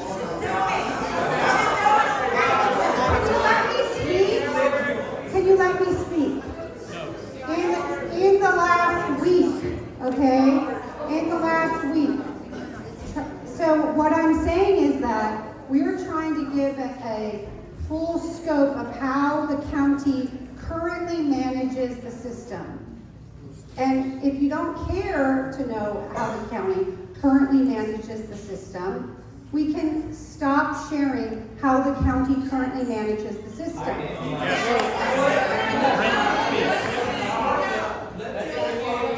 Okay, can you please, I can't hear everyone's voice. So anyway, agreed. I think it would be better if we could be a little quicker. I agree with you. Thank you. And so the next speaker, we can forego Dr. Chencio Kwong's presentation if you want. Okay, raise your hand if you want to hear Dr. Chencio Kwong's, okay, there we go.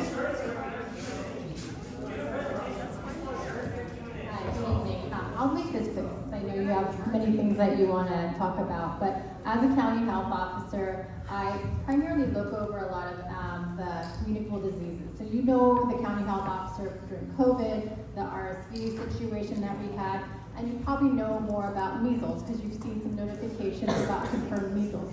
So that's a big thing of what I do in the agency, but we also have our environmental health team that oversees the bacteriology. I look at the waterways, at the beach waters. So anyhow, next slide. When it comes to pesticides, as a county health officer, clinicians are actually required to notify myself or Cal Poison if they encounter a patient who has an illness related to pesticide use or exposure. So anytime that happens and the clinician puts it in the system, I actually get notified. So I get notified of many situations where children as well as adults may have been exposed with a splash of bleach in their eye, or maybe they accidentally drank some bleach, or maybe they did some, maybe they were using some roach control and then they inhaled it and then they have symptoms.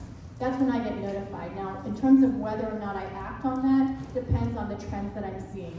And typically I do coordinate with the agricultural commissioner to determine if more needs to be done. So you know that data point leads in cancer? Okay, Orange can you County please not interrupt? Oh, don't interrupt it. Lady talking about cancer. Do you know that? Cancer is usually, it takes time for us to see the trends and to identify the actual causes related. But we do have a really good academic center. UCI does a lot of work with that, and so if you look on their website, they actually have a lot of data related to cancer. Yeah. The CFO, yeah, the data points number 1 in Orange County. Thank you. You know So that, I'm sure. we'll have to, we'll focus more on the current pesticides, because I know that we want to get to Q&A, so we'll get to that. As far as beach and water, hopefully you know about the OC Beaches website. This is where we actually post the levels that we see our environmental team actually looks at, and it looks more into the bacterial levels. So anytime there is rainwater, we don't recommend that you go near the waterways, because this is where a lot of runoff can actually go into the ocean, and then the bacterial levels can actually elevate. So it's not a good idea to go into the ocean at that point, and usually on our website we have all these notifications. So next slide.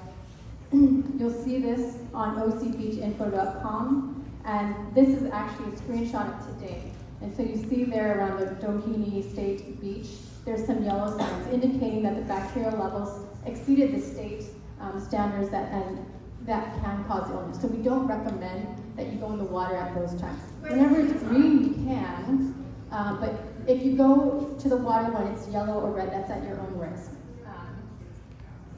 And then we also do more than just that. We look at domoic acid and paralytics, shellfish poisoning, and that's with the mussels. So sometimes we'll have a quarantine order where we're not recommending any recreational sports fishing, and we don't want you to eat those mussels that can be in the waters, because then that means that you can actually get sick. So more of what I look at is more of the human health impact. And I know that we have a lot of agencies already doing a lot of the water testing. So I'm going to turn it over to our agricultural commissioner. Oh, we do have a bay report. So one more thing I did want to show you. We do have an Ocean Harbor and Bay water quality report that's published every 2 years. And if you see there on the Doheny State Beach, you see a decrease in the beach mile days of closure. So beach mile days represents a measurement of number of days that we actually close the beaches. And you see that in 2024, it has significantly declined compared to 2000. Thank you.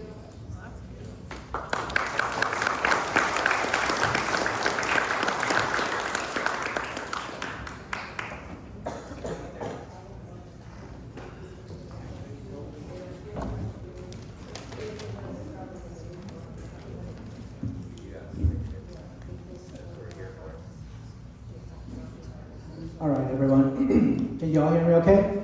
Yeah. All right, so we're going to talk about pesticides. Bear with me.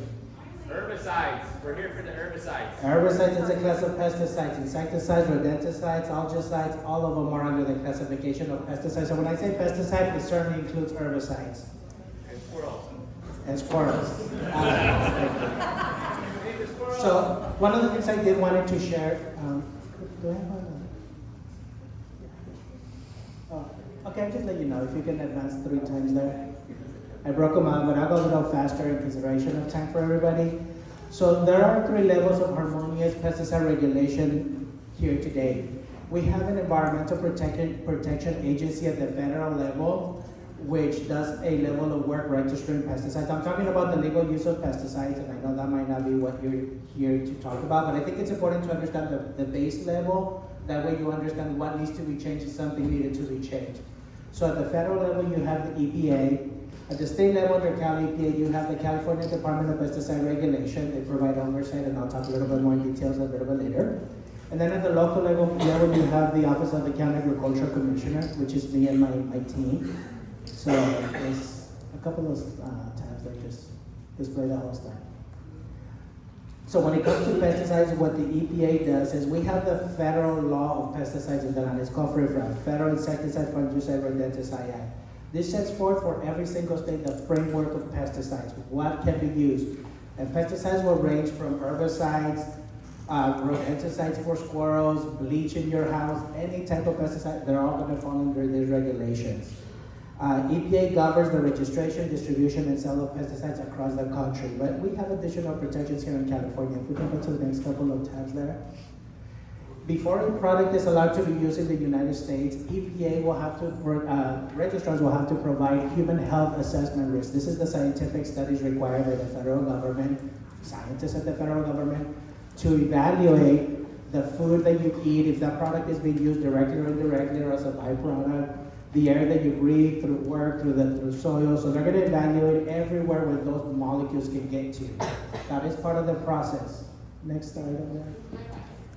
They will also conduct ecological risk assessment. So what's going to happen with that product when it's out in the environment? What is the half-life? How does it translocate? They're also going to do environmental fate studies. I think we talked a little bit about that. What happens to those byproducts? So all these studies go into place at the federal level. If we can go to the next one. I will make my presentation available. If anybody has any questions, wants to reference it, you can make it available. That's the federal level. At the state level in California, California is massive, it's huge, and we're very diverse and very unique. So in California, we have a system. We have the state has primacy over the pesticide use, meaning that not only the pesticides have to be registered at the federal level, California will ensure that they are appropriate and safe for Californians. Again, take that with a grain of salt. I understand the position here. State Roundup. So California has its own process, and I did want to introduce actually Celia Paso. Celia is with the Department of Pesticide Regulation. She is actually with the Environmental Justice Branch of the state agency. She is a great contact to have, provides a lot of information. She put some handouts back there. So at the state level, the state will be evaluating all the scientific data provided to the federal government in addition to California specific. And I will assure you, not every product that gets registered by the feds gets registered in California. I think that's really important. Not every pesticide that gets registered at the federal level gets registered in California. Because we have unique considerations for our own population, for our own communities here in California. So they have their own scientists, they do their analysis, and they may require additional research, which they usually do. We'll go to the next one. One of the most important things that California does, and is a pioneer, is that in California we have continuous monitoring. When a pesticide is registered, it doesn't mean it just gets to be out there in the wild in the marketplace. We have an ongoing evaluation process, which is part of my office, what we do with the collaboration with the state. We're on the ground, we're doing investigations, we're doing inspections, we're doing a lot of assessments of what's happening with those pesticides. All the data trickles back to the state. The California Department of Pesticide Regulation will take that information to see if that product is indeed safe or unsafe, or if something needs to change in that product registration. And I can tell you from my own personal experience, there are products that used to be in the market, you will not find them in the shelf. There are There are, a good example, DDT. There are products that used to be at the home center, and you now will only find them as registered materials for very specific, very high-level qualification users under permits from our program. So the system is flexible, and the system does change to adjust to the needs of today. We can go to the next couple of tabs there.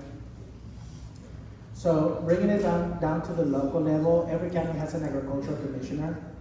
My office, myself, we are tasked with by California law, the California Constitution, to carry out the functions, the laws of pesticide monitoring. Although I'm a county employee, my responsibility is to California law and the citizens of California, the residents of our community here in the county. I actually, Supervisor Foley, we were talking about it earlier, with the agricultural commissioner as a county and state officer. Even the board of supervisors couldn't tell me not to enforce those laws. So I am an independent agency within the county where we carry out our own functions. We do our own inspections as prescribed under the direction of the state director of pesticide regulation. We can go to the next one. And we do this in multiple ways. We conduct over 24 distinct types of inspections: random inspections, records inspections, storage inspections, field worker inspections, a lot of different inspections, thousands of inspections every year. We have a team that goes out there and is monitoring the use of pesticides. We also do hundreds of investigations every year. When there's an environmental issue, an illness, any type of concern with pesticide that is brought up to my office, a referral from the county health officer, we have mandated to investigate to see if that pesticide application, one, caused a harm, and two, was applied within the laws and regulations. As I mentioned, we also issue permits for the more dangerous types of pesticides. And this is one that I wanted to mention. We do enforcement. We are an enforcement agency. We take hundreds of enforcement actions. We issue cease and desist orders. We issue, occasionally we do prosecutions. So I do want to pivot and talk a little bit about some of the enforcement and oversight we've done with Orange County Public Works.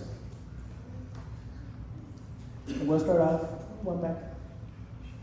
In 2022, we received a citizen complaint. And some citizens actually were concerned about, let me see this way, to each channel. So we received a citizen complaint where some of the citizens, it was an application by Orange County Public Works, their own applicators, their own team. We received a complaint that there was concerns about human health effects. The pesticide application they felt was close to their homes. We went out, we did a full investigation, we measured the distance from the application, we reviewed the label, the method of application, the weather conditions at the time of application. After we looked at everything on that particular application, we determined no violations were found. It was done within compliance of applicable laws and regulations. Next couple of ones, two. In 2023, we received a complaint about possible damage, alleged damage to a golf course, the grass on a golf course adjacent to Bragg Creek. Same thing, we did an investigation. And it turns out that, unfortunately, there had been an accidental application of the pesticide. It was actually Roundup. They were applying it by the creek, and they accidentally sprayed the golf course turf. So for that, we issued 3 violations, and those were all Class A because there was actual damage to property, private property on the intended site. And I issued a fine of $1,250 to the Orange County Public Works. Next. 2024, this investigation concluded in 2025. We received a complaint about contamination to surface water and impacts to endangered species, particularly steelhead trout. We did a full investigation and we actually found violations. For example, Orange County Public Works, there was a failure from the agency to notify. It's restricted access, but there's still some entities that have access, and there was a failure for them to provide that notification before the application. So we issued them a notice of violation plus another fine of $500. That's it. $500. We have a, 5 violations. So there's more. Just that one for that incident. Quality Sprayers was the subcontractor that did the actual application. They had 3 violations, their pesticide records and their monthly use report. This is the report they submit to the commissioner paperwork. There was issues with their paper, they weren't completing their paperwork, so we issued them a violation. In addition to that, the individual who was actually spraying, once we looked at his training, he was not trained at that time. Wait, So- incomplete paperwork, mean no permit? No, it's different. They were not permitted in Orange County at that time. Their permit had expired in 2022. This is the person that sprayed glyphosate in the sample of Creek in 2024. Yeah, I'll look into the details. Like I said, we're gonna have a follow-up after this. Oh, probably of the investigation. So, We know more than you guys. so we issued the company a fine for $250. This was their first violation in 2 years. Next. I did want to mention, just for everybody, again, we received another complaint, allegedly, and it's under investigation, so I'm not going to go into a lot of details on our findings, but I will let you know what the concerns are. Again, a resident noticed that there was an application during windy conditions, and the person handling pesticides didn't appear to have the proper protective equipment, so we are investigating that one. Additionally, in Santa Ana River, the county was doing an application. There's an allegation that there was a person in the channel. They shouldn't have been there, but it doesn't matter. There's a person in the channel. We're investigating the circumstances of that allegation. We look at everything, all the records, testimony, video, all the evidence. But those two are under investigation, and once they're closed, they do become a public record. Why are the fines still like nothing? I mean, this is like serious. He's gonna share what the fine schedule, it's an approved fine schedule. So the fine levels are prescribed under California Code of Regulations. After those incidents, those fine ranges have actually increased up to $25,000 per violation on the class A violation. So since then, in recent regulations, and recent laws, those fine amounts are now higher. Well, like I said, I will share my presentation, and I'm happy to answer any questions.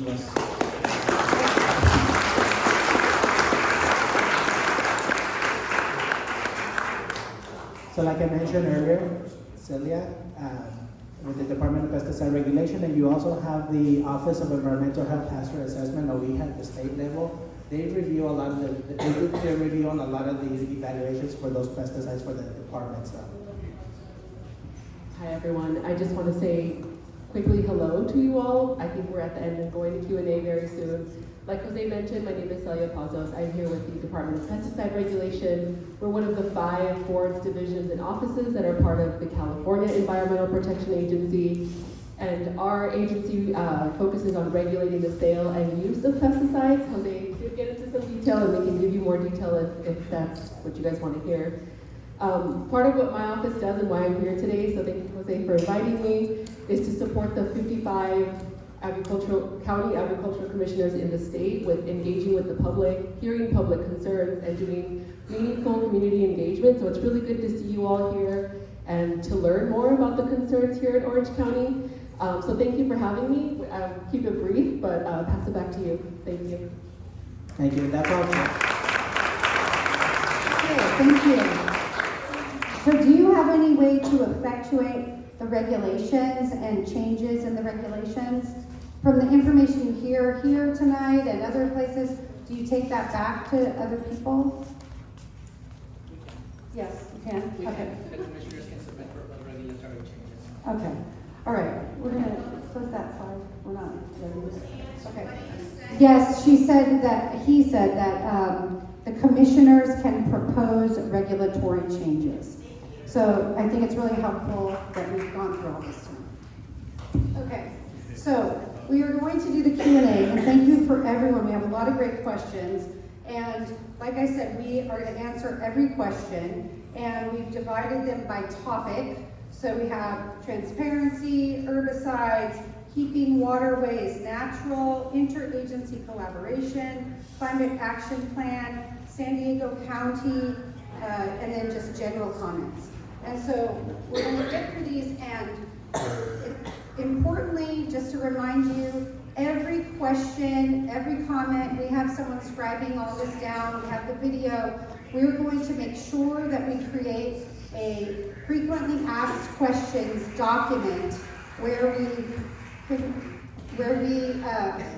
sorry to interrupt you, where we make sure that all of your questions are answered. So, first question, transparency. Why were we not made aware of the spraying?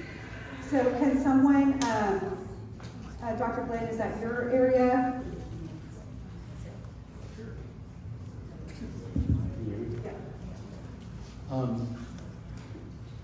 So with our applications, so we do a lot of applications throughout Orange County. I'm going to move this file real quick.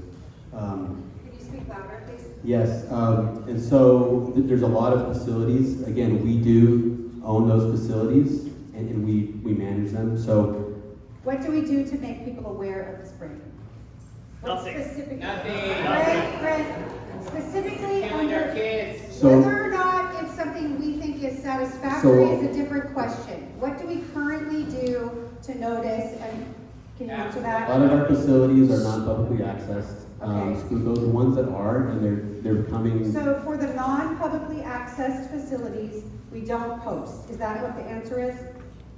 No, let me, I want to hear the If answer. we're using restricted materials, we provide a notice of intent to the agricultural commissioner. Where, okay, don't post. I just want a yes or no. Do we post at the site? We do not post a particular, like a written thing, but we do give verbal notifications to That's not the anyone that's question. applicant. This is what I got okay? You just need to answer the question. Hold on, you just need to answer the specific question. Do we or do we not post at the site? It's a yes or no question. That we're applying pesticides. Correct. No. Okay, that's it. Okay, so is that in compliance with state law? No. The question, Lock them up. insurance commission, insurance. You don't want to be that guy. Yeah, I don't wanna be that. Agriculture commissioner. No, California Code of Regulations is 6619 does not require a posting. It requires that any person who entered is likely to enter the site of application is notified. Notification can be done through posting or verbal notification. Okay, but can you let me ask the question, please? I'm begging you. Or kids swim in the ocean. Can you let me, I'm trying to give you the answer that you want, but you're not letting me ask the question. Okay, so if we had a protocol that required us to post at the site, not in this area because we're not spraying here anymore, but other places, would there be any reason we could not do that? I don't believe so. Okay, No. so this is just a policy, a decision to do the minimum requirement. Correct. Okay, all right, so we have to add that to our list of things that we want to work on. Okay, next up, herbicides. Do you test for degradative byproducts in the creek before and after herbicide application? We do not. We abide by our permit, so Okay. we're testing for what is required by the statewide permit, and so usually that's. So my question is a very specific one, and I think this goes to the question that was posed out here earlier. Do you test the soil? So for the degradative. Only if necessary, but no, we do not. So with in the creek bottoms, no, we're only testing the water. Okay, and so, and that is again, because the requirements do not require that, is that right? But it doesn't mean we can't do it, Right. just, yes, Right, okay. Okay. Yes. The permit uses the word must test for them. In the permit. In the soil? No, for the negative byproducts and the other substances. So there were two questions. So You said the you- question was the soil that he said that they don't test for. Somebody asked that question also, red hat guy. Yeah, and then, sorry. And then the other question that was here, which I agree with you, we need to get a really clear answer. Do you test for degradative byproducts? Kids lymphoma. We can't, I'm so sorry, and I feel Yeah, from I'm your- sorry too. His name is Skylar. I'm so sorry. Non-Hodgkin's lymphoma. I'm so sorry. I grew up surfing there my whole life. I'm so sorry. Yeah.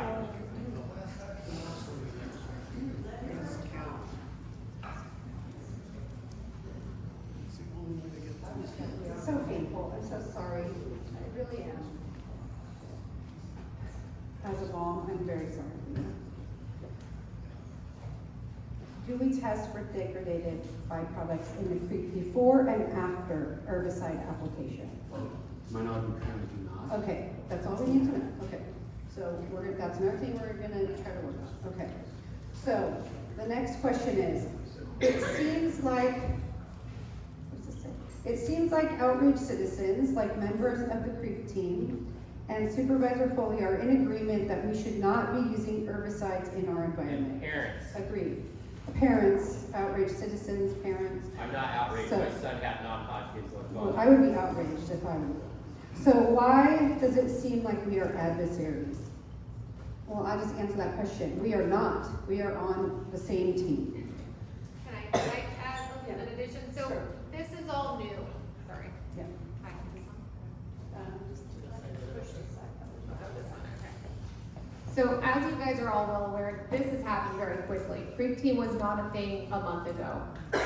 Supervisor Foley and our team, we've had a lot of conversations, including a great one earlier today. And so we are starting to move aligned. We're starting to be on the same page, and we are going to be in agreement that we're going to work together to get something that works for all of us.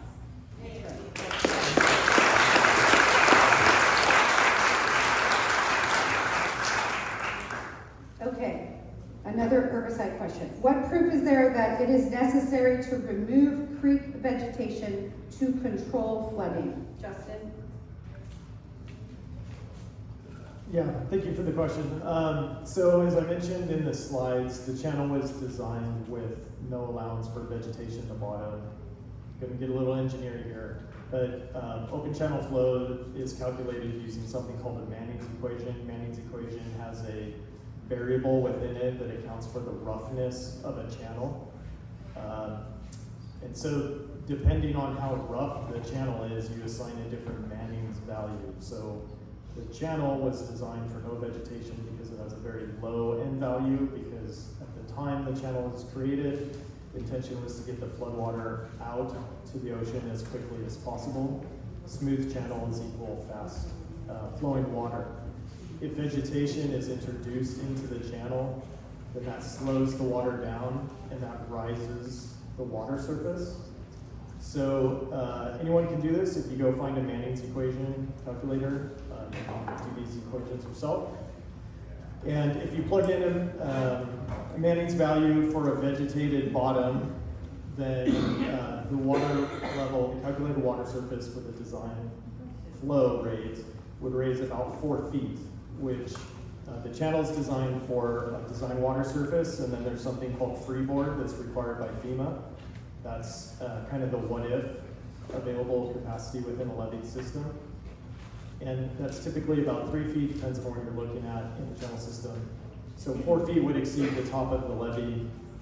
That's why we have to maintain the channel with no vegetation in the bottom during the storm season. Okay. Did everyone understand that answer? Yes. Okay. Can I pause you, because I want to get through these questions first, and then can you write it down on a card? Abby, can you get her a card and then bring it up to me? Supervisor, can I just briefly rebut that? Okay. Well, I don't know what you're going to rebut. What are you rebutting? Is this the comment that he just made, that they are required to remove all vegetation from the channel?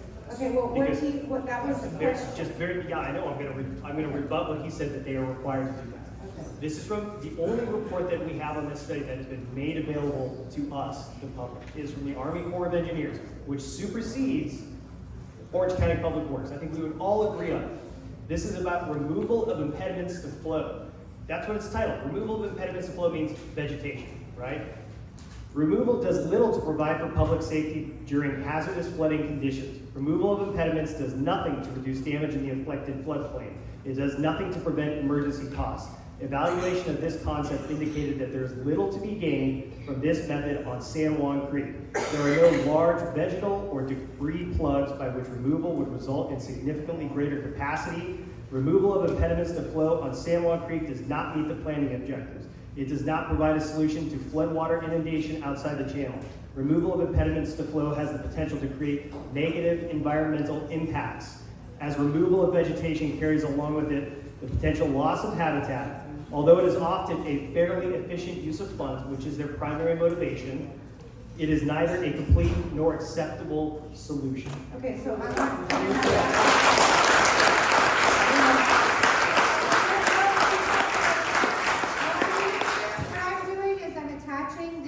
question, because this will be something that we will answer in the written responses, because I'm not sure the context of where this came from and. The U.S. Army Corps of Engineers. Well, I understand, so we're gonna have it in a fuller context.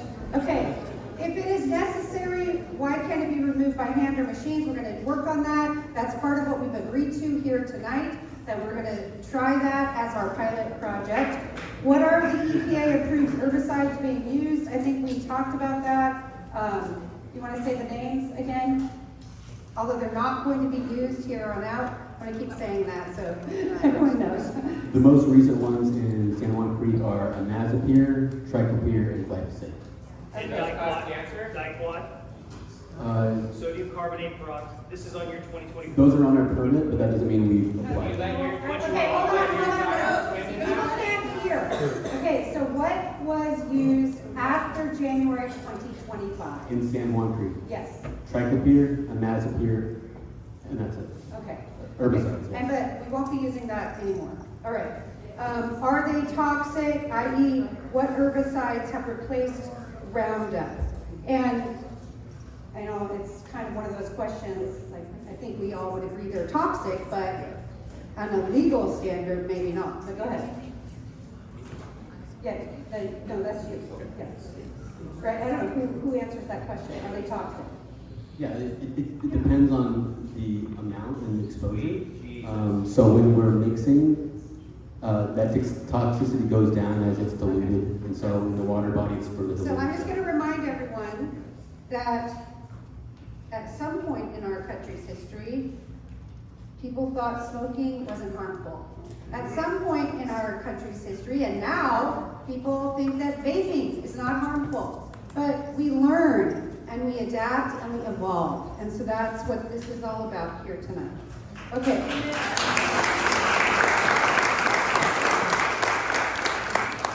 But it's not their fault. They don't make the rules. Okay. How long before the pilot program will go into effect for Trabuco and San Juan Creek channels? Immediately.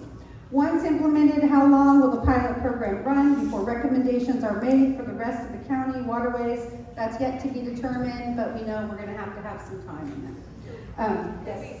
So one of the things that we talked about today was we do know sometimes these things can be lengthy to get them to be executed. We put a date, I think October 1st, October 2nd, to have some kind of plan established that we can. Well, there's different parts of the plan. That's one kind of plan. That's the IPM. The IPM. So yeah. we're going to try to move this quickly.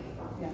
But we are incentivized at the county to get some kind of planning going here because there's the Prop 4 climate bond that we all voted on and that the voters passed, and that gives funding to counties and cities to be able to make changes such as restoring native habitat, water quality. There's all kinds of a whole long list. How much are you going to And get so us? that's what we are going to. How much are you going to get us, Supervisor Foley? Well, I'm going to do my best to get everything we can because you know Orange Thank County is you. a donor county and we got to get our money back. We appreciate Okay. you. Thank you. Okay. How will the county update the public on the progress rather?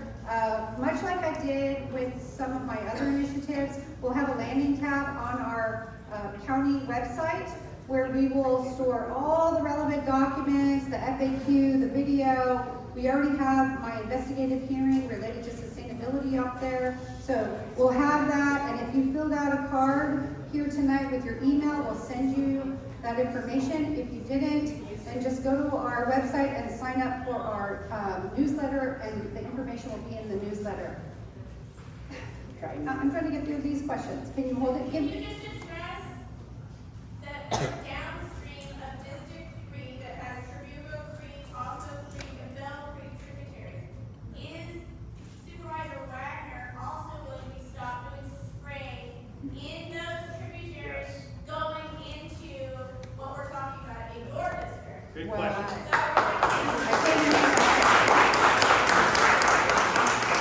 Maybe we'll hold the town hall. So hold your breath. Supervisor Foley, how many votes do you need? Okay. I know you're being helpful. I appreciate that. But so we have to, for some of these things, I can work with our county staff and we can make adjustments within my district. And we do that on a whole variety of projects. But for systematic changes related to operations and funding, that requires 3 votes on the County Board of Supervisors, so it's not just my decision. So I think that's what she's trying to get us. Okay, next up, what soil or water testing results do we have showing that glyphosate is reaching the ocean? Anyone want to answer that question? Do we have any soil or water testing results to show that glyphosate is reaching the ocean? No. Okay. What concentrations of Roundup are being found at Doheny Beach? We are not sampling in the ocean, we are sampling within the creek. But if you think about the dilution that would occur when it hits the ocean, so the highest levels that we're seeing for glyphosate within the creek was 5 micrograms per liter. And so anything that would be found in the ocean, if it passed the berm, would be diluted significantly below that. Okay. All right, so, sure. Quick question, where can we see that data? Which website can we find those results? Well, no, there are none. That's what they Well, don't in the test. creek, no, she's saying in the creek that they've tested. Those are in our annual reports, and so the 2025 data was just turned in for our 2025 annual report this So week. can you, okay, what about all the previous years? Because we have 2024 because it was available because of the violations, but what about the 10 years prior? What website, or do we have to do a I'm records gonna have you release? put together a list of all the links and we'll send it out to you, okay? I just need to make a comment about this testing. Okay, I have right here the work order from July, right? This is the work order that comes from the so many contract. I know, but this is a supervisor. I know, so I didn't speak. It's not. This is the truth. This is the truth. This document lists when they spray, right? There's a pre-test, a during test, and a post-test. They showed it to us. I do have all 3 tests. I can tell you that from the 90% of the spraying that they did on July 9th and July 10th, there was a 4-day gap until they actually tested the water in the creek. So any of you tell me how long it takes for water to go from down the creek and out the ocean. Right. You think it's 4 days? No. You think it's a couple hours? So if you look at the testing, not only that, but none of the testing actually lists the GPS location on the test paper, the sample paper, which Robert has talked about. We had to request it. So Okay, Brent, I'm trying to move us forward. We can't go backwards, we can't change the past. I'm trying to but end we this can do better practice. in the future. Okay, so what are the state water board and EPA approved herbicides that have been used? I think we've already answered that question. A lot of these questions are like that though. Is there any No, crazy cans instead of? No. What problem is being solved by dumping herbicides? We've already answered that. The runoff. Okay, that's the same question. I'm not even reading all the questions that are complimenting me, so, you know. Please extend glyphosate moratorium to include hillsides, natural habitats, and built areas to restrict use entirely. Do not use for fuels management, plus no sales of glyphosate in OC. So I think the slide earlier showed we don't use glyphosate in the residential areas, parkways, any place where people are. But there is no ban in OC. So will you also work to eliminate use of coagulant rodenticides? Oh, rodenticides, sorry. They have dangerous and fatal impacts for wildlife. We'll put that on the list to research.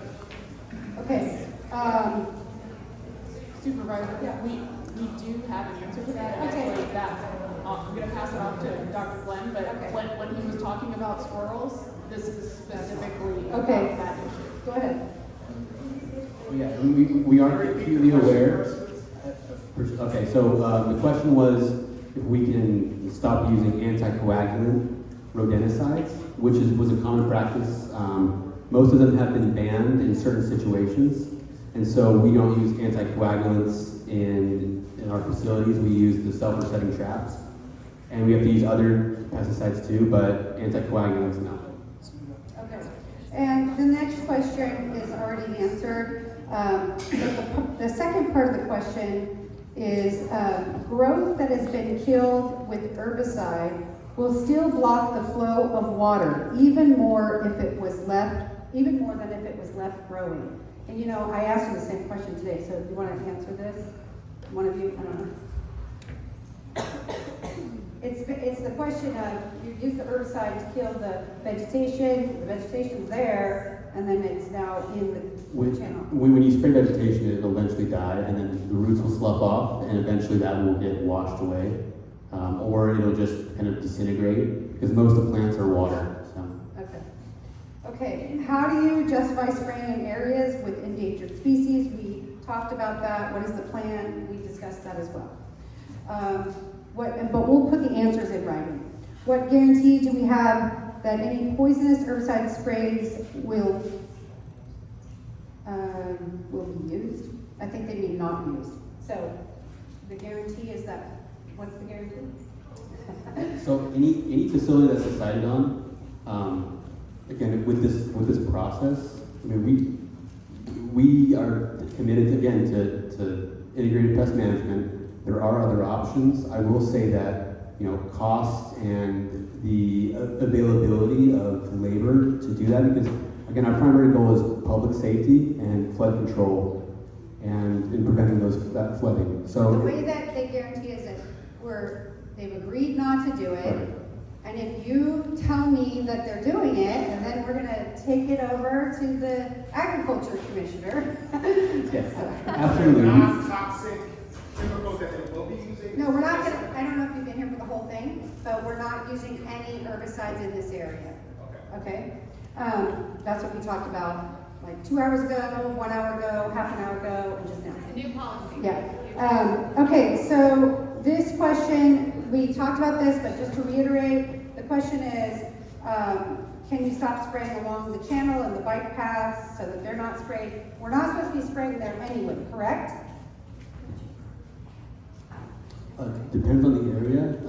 Bike path, usually not. On the other side, there is a maintenance road, which we do maintain for vegetation, just so that we can access So it. the bike path area, under our current policy, not what we hope to have, but the bike path area is prohibited from spraying glyphosate. Right. As of spring 2025, we do not spray the bike path or the maintenance. It's only in that like creek bottom area. Okay.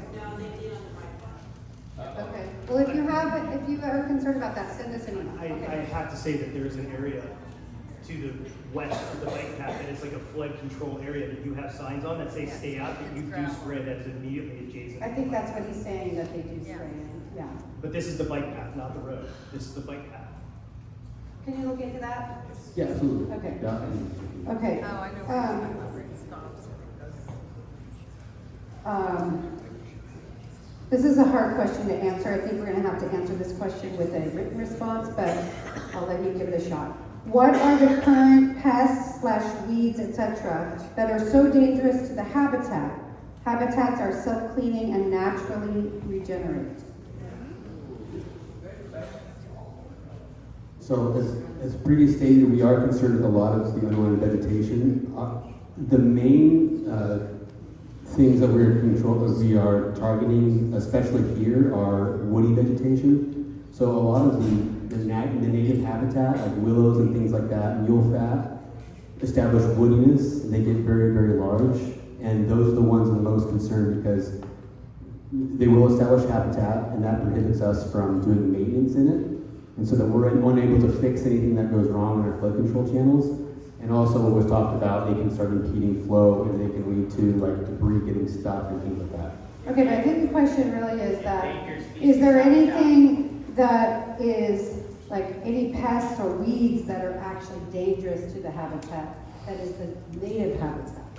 So like the catskills, I know, those are not native and those are dangerous to the That's a habitat. great question. So we also target invasive species. Those are always something that's a concern. And yes, there are invasive species, particularly noxious ones, that we are required to control if they're present on the Okay, this is not just about the trout. We go in the water and it gets in my nose, mouth, ears when I surf. Everything that goes in that channel is your responsibility and you should want to keep it safe. I agree. What are you using in exchange of glyphosate? We've already talked about that. But, so I'm going to presume from the question that this person is talking about the mouth of the channel, not the actual channel. Like she's probably not swimming in the channel. So the mouth of the channel, who is responsible for the mouth of the channel and the protection of the water quality at the mouth of the channel?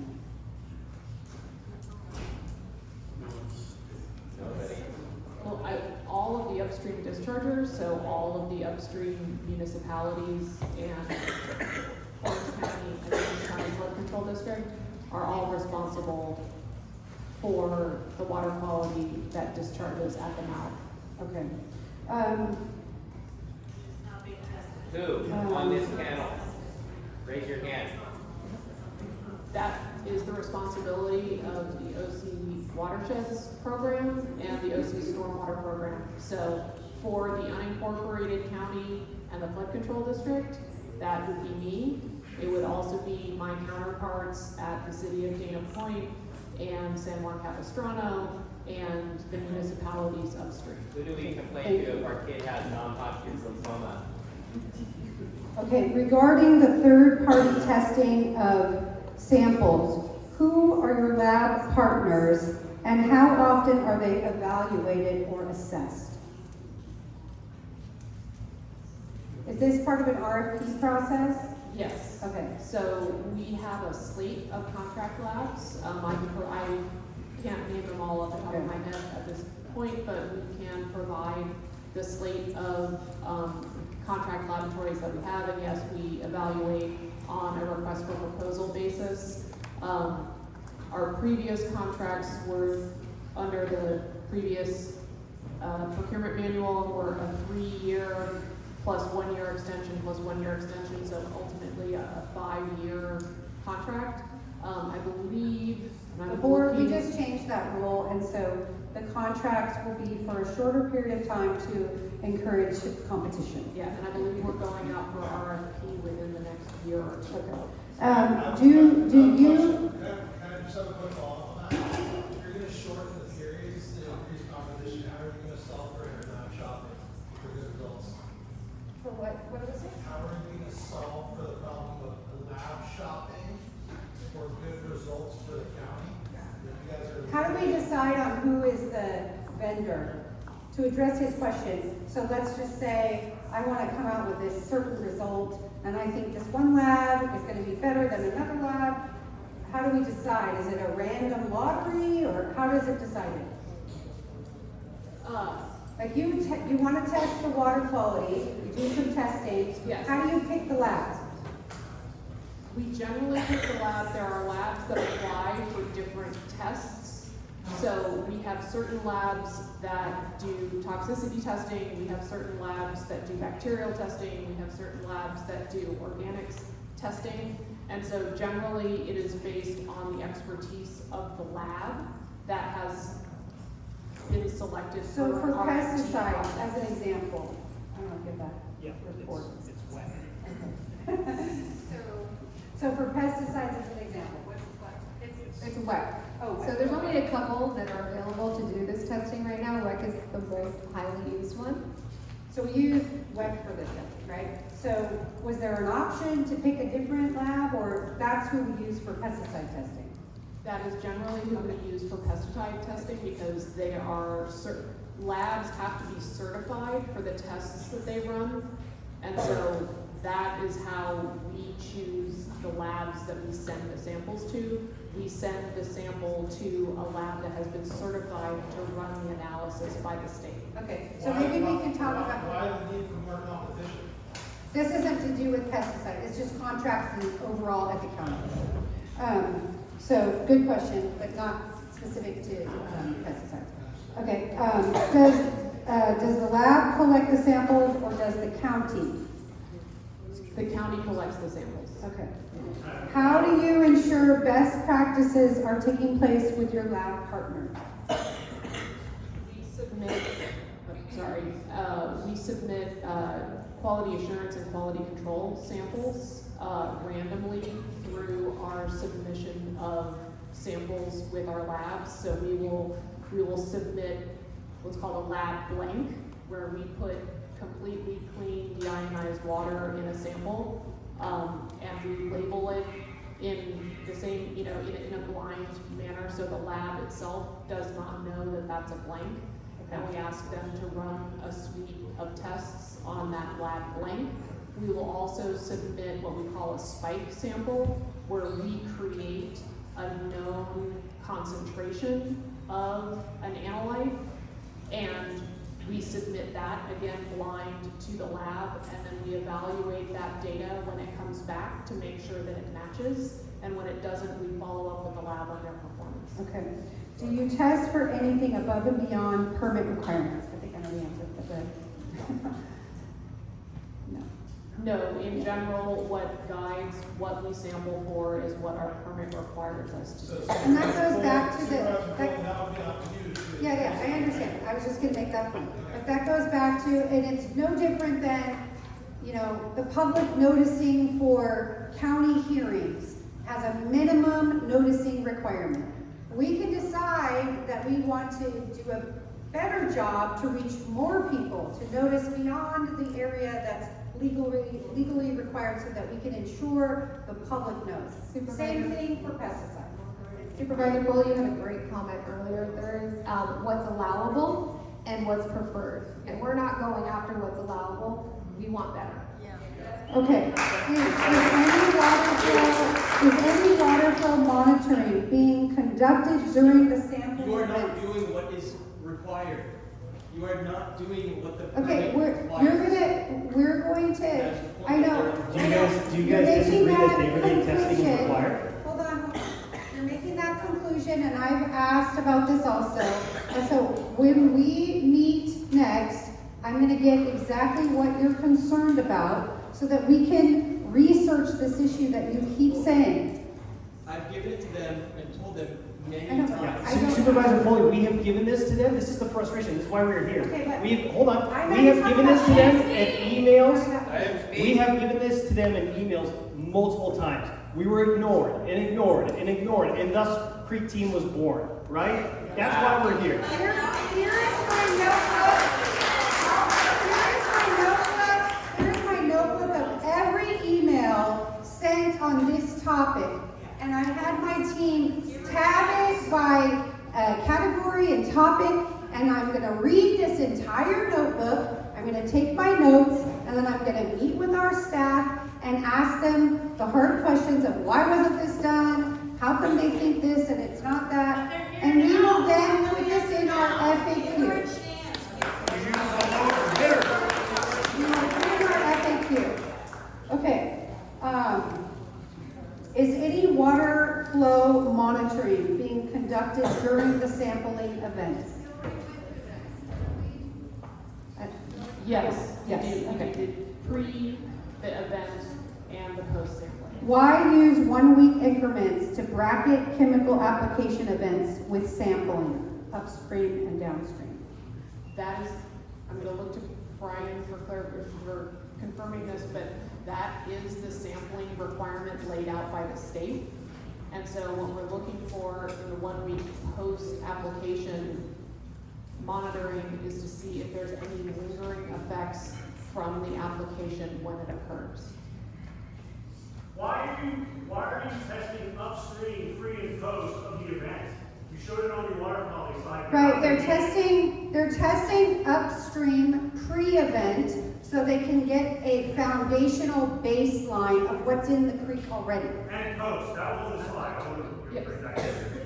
The application occurs throughout, so all of the sample locations are within the area that the herbicide has been applied. So there's not just a single location, but we take our event sample at the most downstream location So that would show if any herbicide is accumulating throughout the entire stretch of where the herbicide has been applied.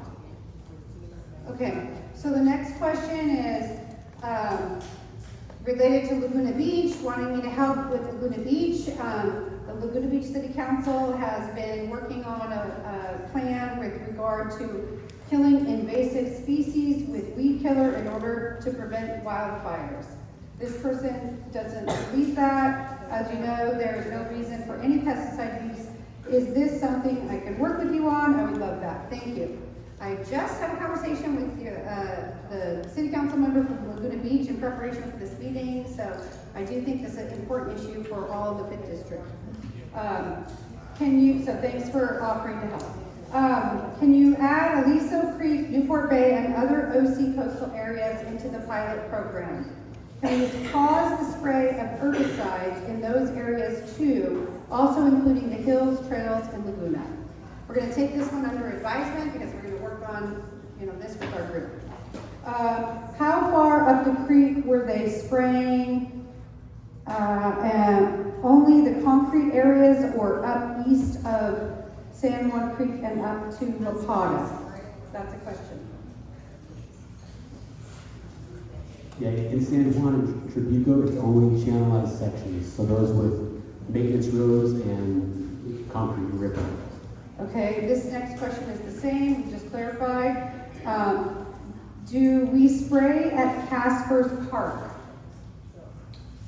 That would be a question for OC Park. Okay, I'll find out the answer and put it in the FAQ. What is the bidding process for getting the spray contract? So they go through our RFP process. We'll put the answer in writing in the document. That's not done by anybody here. That's done by our procurement office. Are the underground aquifers being affected? Our drinking water. Does anybody can answer that? You guys sprayed Roundup in our drinking water. So the drinking water providers, the water providers are required to provide testing and annual reporting of their water that they provide to the residents. So that is a separate monitoring that's done by the water districts and by the San Juan Basin Authority. Okay, can we find out? Jose, do you want to address that? Yeah. The California Department of Pesticide Regulation also has a program to test underground water on private wells throughout the entire state. And we can always look at their data to see if they're finding any of the leaching into those wells Okay, themselves. and then you can provide that so we can put it in. I did speak to Santa Margarita Water District. I'll give you good news and bad news. The bad news is OC Public Works didn't tell them that they do this. Right? So, in our water pumping station for San Juan Capistrano sits at Descanso Park between San Juan Creek and Tribuco Creek. The good news is they do pre-water sampling of the water they pull into the reverse osmosis system, and they did not detect it. But the notification, not there. Okay, if we could also, this person is wondering if they volunteered at the estuary, was that water tested? Are you kidding me? That's for one person. Okay, Orange County is one of the few counties in the world okay. that is using sewage water, raw sewage for your drinking water now. Did you know that? Okay, we're not responsible for that. It's really scary. Are you just trying to disrupt the meeting? Because we're not talking about the drinking water. You're talking about one single person volunteering. No, I'm reading what was on the comment card, which I promised to do, which was to read every question. And not every other one in your county. Why did you only fight for Costa Mesa Fields? What are you talking about? I was the mayor of Costa Mesa at the time. You want me to go to Laguna Beach? So you know what it affects. Okay, thank you. I think I am proving that I am fighting for all the cities right now. It doesn't. Okay, so we already answered this question about glyphosate. How do you stop all the residents in all the neighborhoods from using pesticides? Okay, that's a question this group can answer. That would be a state law requirement to ban the use of pesticides, and that is not within our jurisdiction. Why are we not banning any form of pesticides in all of Orange County? I don't know that we have the legal authority to do that. What's the question? What's the answer? So when it comes to regulated pesticides, any operator of any property has the discretion to decide what they're going to or not apply within their property. However, when it comes to establishing municipal laws, county ordinances banning the use of pesticide, that is not allowed in California's system. The state of California, as I mentioned, there's a process through the state. There's a primacy element in law where the state establishes the framework. The county can make decisions as far as what the county uses on county property, but they couldn't make laws or regulations prohibiting private property operators, private homeowners on what they can and cannot use on their private property. So if we vote, we can't stop the use of pesticides and herbicides in Orange County? So the County of Orange, we have authority over our jurisdiction. We only have authority over the property that we control. So we can say as a county that we are not going to let our staff, our contractors utilize herbicides, pesticides, etc. But we do not have the power under the law to direct any city to do so. We can't direct the city of San Juan Capistrano as to this issue. We can't direct the city of Laguna Beach. We don't have control or power of authority over those cities. It's for those city councils and those city staff to make that decision. So that's all we can control within our property. I just want to mention, so this is a multi-pronged thing. There is a county level that we're working on. Each city then gets to make their own decisions. San Juan Capistrano is an organics first city, so we've already agreed as a city that we also don't want to use toxic herbicides. The guys are out there using organic options. If you're in an HOA, I would tell you check and see what they're using because they're going to have their own regulations. They're regulated by the Davis Sterling Act. There's very strict laws about that. So get involved on every level because there's a lot of levels to be aware of. So for example, I don't know if it was last year or the year before, the city of Aliso Viejo residents came to my office upset that the Aliso property management company that maintains all of the city public spaces was using glyphosate Roundup. And so we met with them, we met with the city staff, we met with the private property management company, and they've stopped doing that. So it all depends on who has jurisdiction. Okay? Okay. Okay, I'm sorry. I know. Your issue is a housing issue. We're gonna get back to you. It's a problem. I know. Supervisor Nguyen is your representative.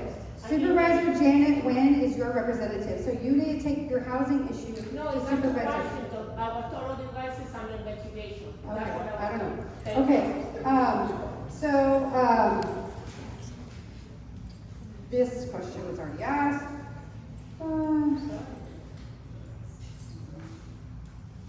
Okay, already answered that.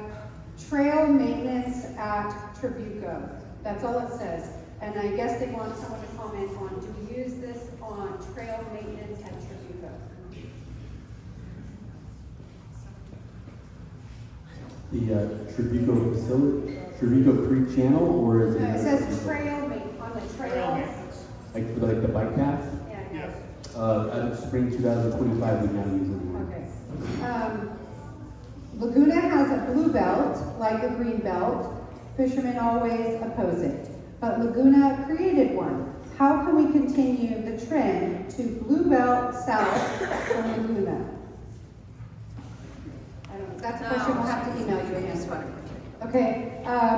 Suggest landscape architecture solutions to convert sterile concrete channels in the creek to natural habitat. These practices, if implemented, can clean the channel creek with native plant material as well as control erosion. And I'll just comment by saying, as part of this study that's underway right now, one component of the study is a native vegetation allowance as part of that. So that's what we are studying, as well as the fish passage component. So that we'll hope to see that here soon. Okay, interagency collaboration is the next topic here. Does the San Juan and Trabuco Creek run through the San Juan hydraulic unit? I'm learning so much. That's a good question. Yes. Yes, okay. If so, is it capable of treating water with the herbicide chemicals? So I believe that's a question regarding. Can it treat the water that has the herbicides? No. That is the water district, so. If you don't know, it's fine. Well, no, I'm just saying, the terms that were used are not quite correct. I know, but try to just like layperson speak. No. That's a question for the water district that provides the water, so it would either be Santa Margarita Water District or. Okay, so can we look into that and then we'll write it in our response. There are multiple partners with jurisdiction or projects on the creek, including the desal plant, TU restoration, OC, state parks, Dana Point, and more. Are all partners aware of each other's actions on the creek? Yes. That's a good question. Well, that is what we coordinate with in our integrated watershed management area work, the board that you sit on. And So I sit on the board, staff meets, the staff from all those groups meet, Yes. and they do notify notify each other. we share projects and plan cooperative projects together. But I will say, I've been on there 3 years, in the 3 years that I've been on that board, we haven't really talked about pesticides. It's been mostly about the watershed and water quality and native habitat and that kind of thing, not channels and things. Okay. Request, okay, we already talked about this, task force, we're working on it. Thank you, Lori, I don't know if you're still here. Okay, climate action plan, we're almost done.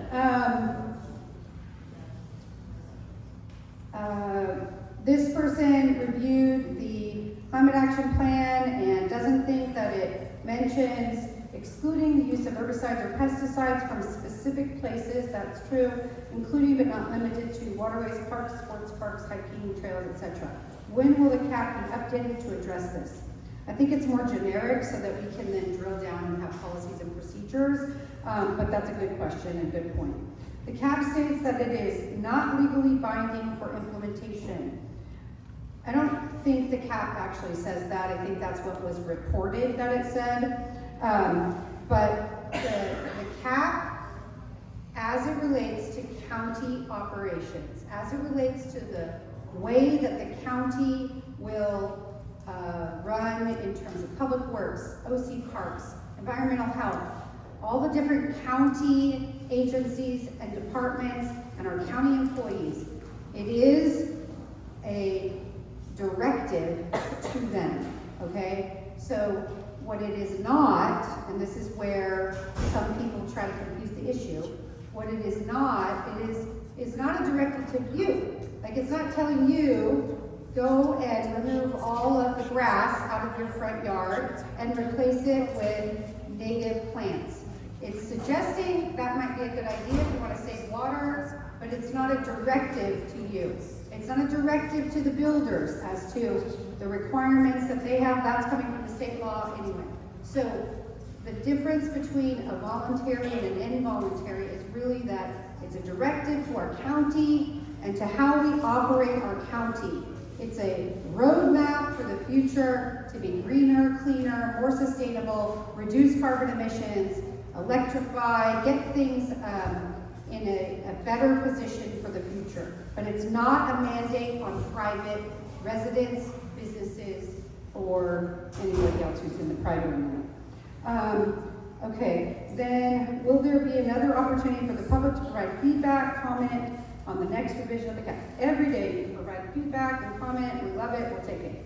Why is the sustainability lead on Supervisor Foley's team not present? Well, she is present. There she is. Alyssa Napori. She's the lead for my office. The woman I was talking about is the director for sustainability, and she had a conflict with this meeting prior to being notified of my request today, but she attended the meeting. So, you know, some of us, we don't have personal lives, but some of our staff do. Okay, so much trash gets into the ocean. As an avid kayaker, I see way too much trash in the ocean. I agree. And my track, Sea Canyon, the water is such a drain into the ocean with all the trash and the gutters down those drains in our neighborhood. Some new grates that only allow water to drain will stop the trash. Yes, agreed. This is something we've been trying to work on. We need those grates up so that the trash doesn't go into the gutters. This is an initiative that, you know, I'm hoping we can apply for some grants on. If you have locations that you've identified, send us the locations and I will help us get those grates up. Yes. I wrote that. Okay. The entire neighborhood of Sea Canyon Park. Okay. And you know, it's very busy now that it's on the internet, so there's tons and tons of people Okay. that come to that park for sports. We need some grates. Let's go. And also from the recent storms, they're full of trees, branches, and all kinds of stuff, so they're Sea Canyon, Jake. Public Works, who cleans out that area? That's why they did in Plain High School. Yeah, but In is the that back. in our jurisdiction or is that the city? It's a city park. Okay. That would be City of Dearborn. Okay, so I will talk to the city and we'll get it something moving. That's great. Thank you for calling. That's an I'm easy the gutter one. cleanup lady. Yay, that one's an easy one. I can fix that like tomorrow. Maybe not tomorrow, but soon. Okay. Okay, I'm gonna ask this question exactly as written. This is from one of our 11-year-old residents here tonight, and thank you for staying this late. Why are we killing plants and not planting them? We need happiness on the bike path, and we need abundance. I love that, I agree. Please answer my questions. So, is there anything we could do to add plants to the bike path? And who would be responsible for that at our county?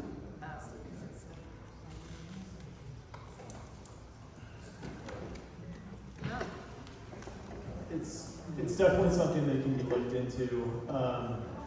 One of the complications with levies is that we have specific rules when it comes to certifying levies from a flood control perspective. Okay, so We do have I'm going to give you a limitations to short what kind answer of to this vegetation we question. can put on. Help me identify on a map those areas where we can add plants, and I'll help you find the funding. How's that?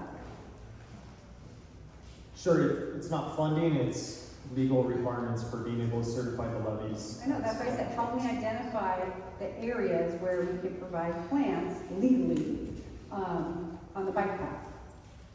Okay, so, okay. And I'm sure that our CEO would think it's about funding. Okay, may I ask for water testing at the border of District 3 and 5 so that we can determine if District 3, which Supervisor Wagner represents upstream, is being problematic in their herbicide practices as we move forward. I think we're going to look at all these areas.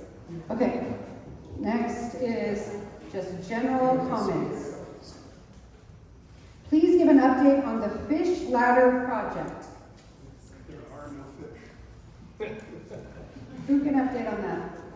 I can. So we are working with CalTrout on 2 fish ladder structures. One is at the railroad and one is at the 5. They're submitting to us as an applicant to be able to build these. We're working through cooperative agreements, fitting these flood control purposes. We also need additional partners in some of the property is not part of the county's jurisdiction, so there's other folks that need to get involved in that conversation. Oh, yeah, Okay, so, but so the status is what? We're gonna have a recommendation coming soon, or what's the status? No, so CalTrout has submitted plans for review for fish ladder structures within our facility that we're. Okay, but how long is it gonna take for that review and a decision making? This is a project they've been working on for decades to accomplish. Okay, well, we don't have decades, so how long do we think?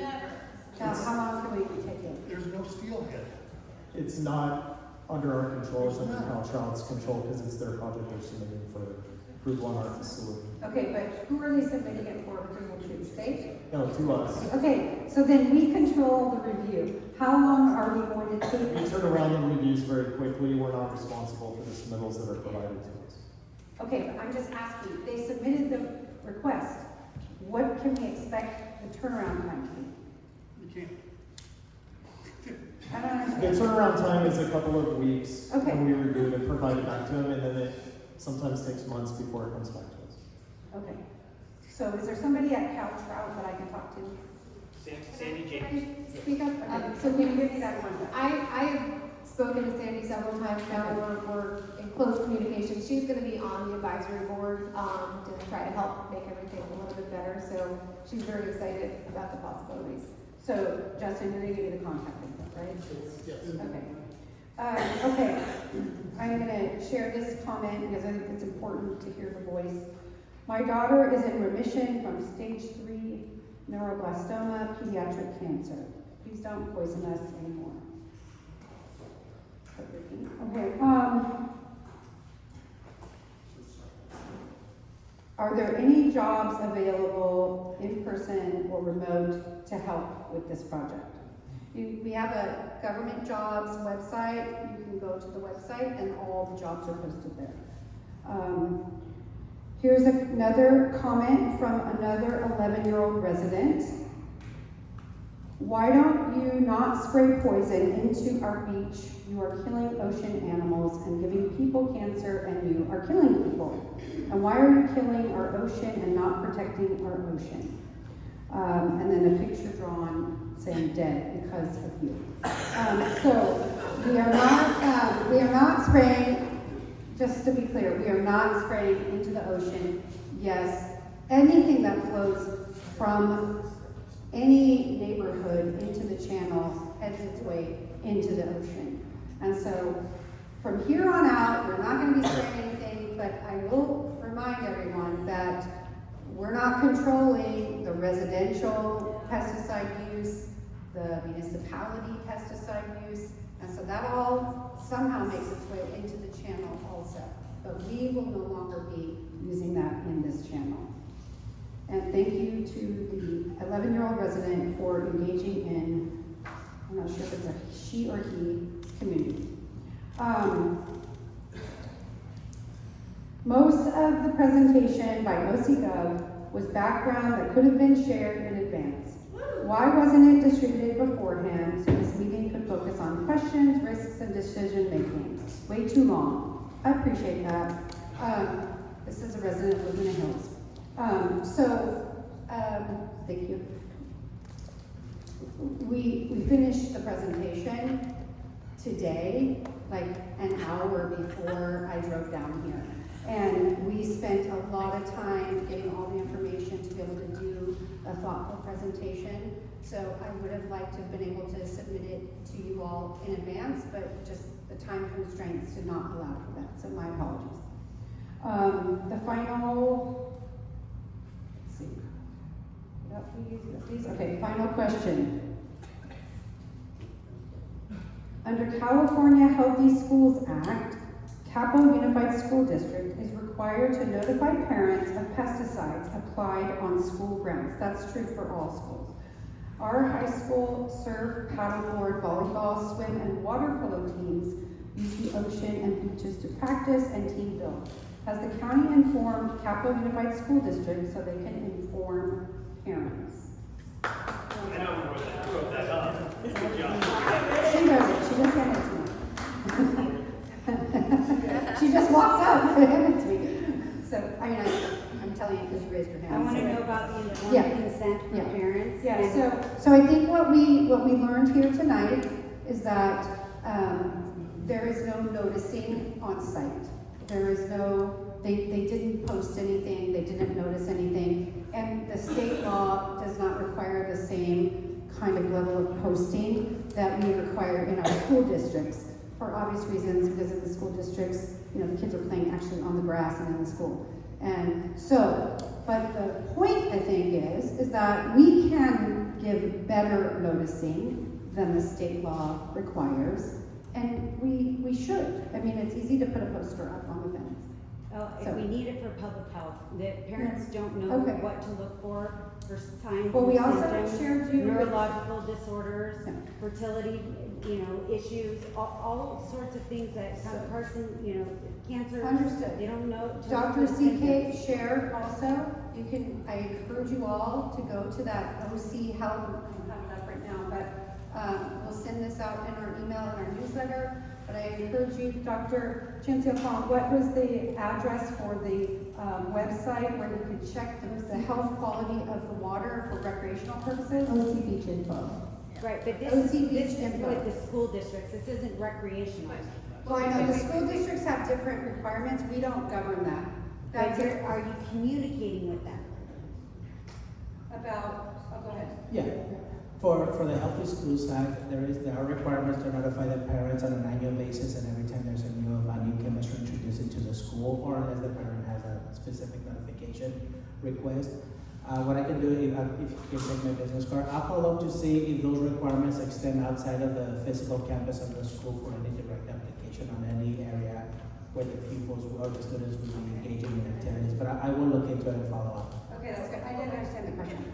Can I follow up about the website that she provided? Does that talk about all the analytes that are in all the herbicides, or is that only bacteria? What does that list? It's only bacteria. So if you go to that website, it's not gonna list any of the herbicides. No, but that website though is helpful because it is informative. I see a lot of kids and families playing in the water in areas that are not appropriate for swimming after a storm, where they're posted and it says, do not swim here. You see kids playing all the time, and that is important.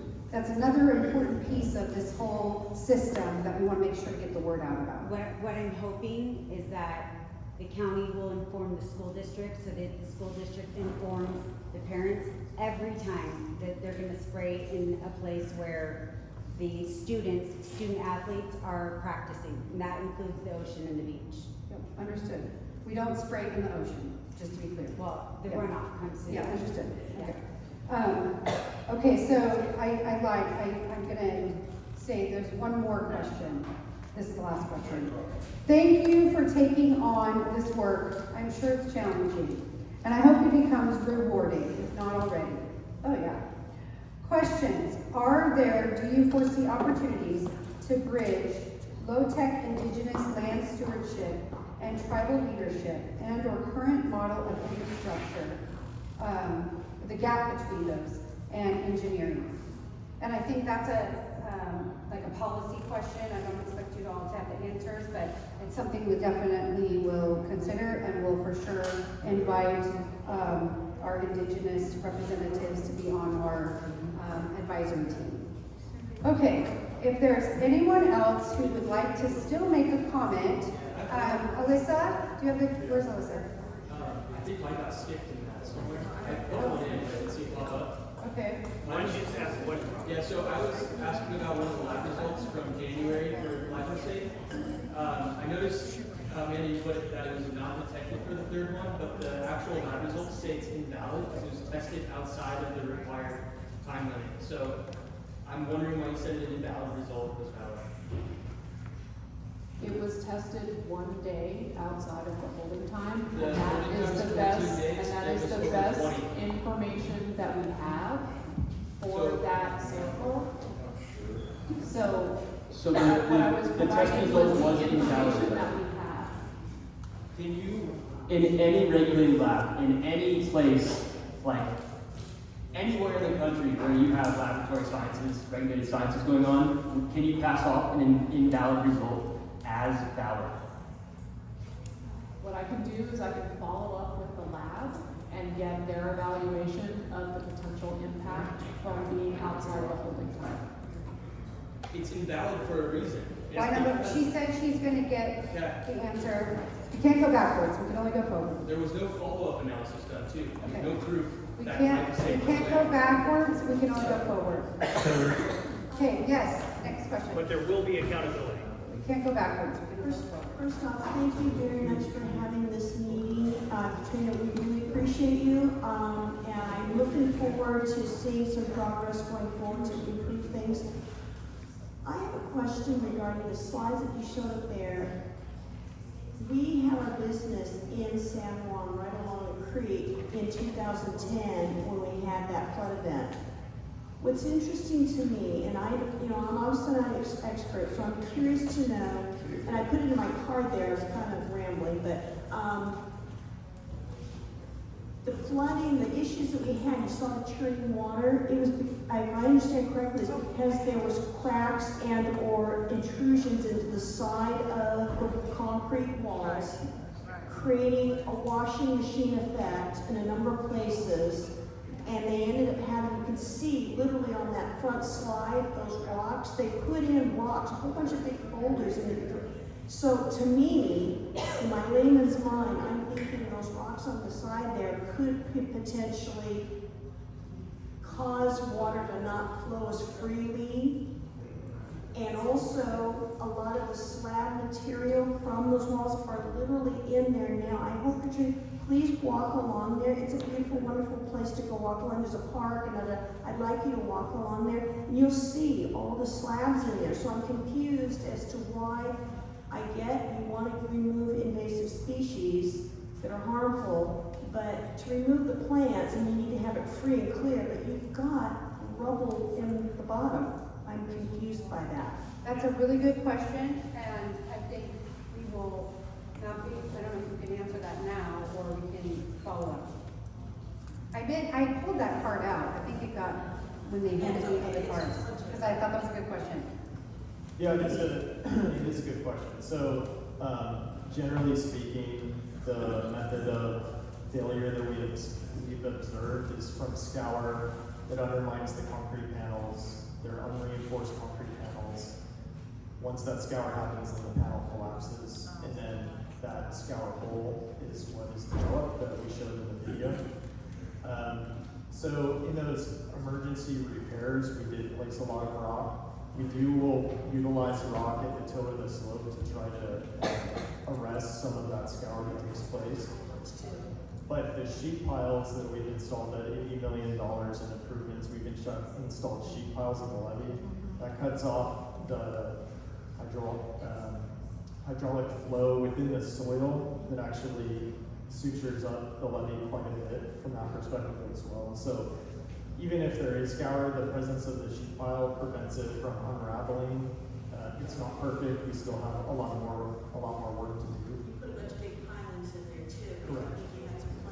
So, but the second part of her question was, so if there's all these boulders and rocks and everything and broken concrete in there, how is that different than having vegetation? It wouldn't grow. So the Manning's value for the channel is cobble and gravel. Okay. Not vegetation. But you have concrete slabs that are just debris at the bottom of the creek, right? Huge boulders. So you can't say that the Manning coefficient is cobble and gravel when you filled it with rock. Not only that, but the U.S. Army Corps of Engineers study said that when you remove all vegetation, and everybody will understand this is common sense. When you remove all the vegetation that holds the soil in the ground, what happens? You get increased scour. That scour then gets under the apron, underneath the concrete apron, and increases the risk of levee failure. This isn't Brent, the sales guy, talking. This is the U.S. Army Corps of Engineers.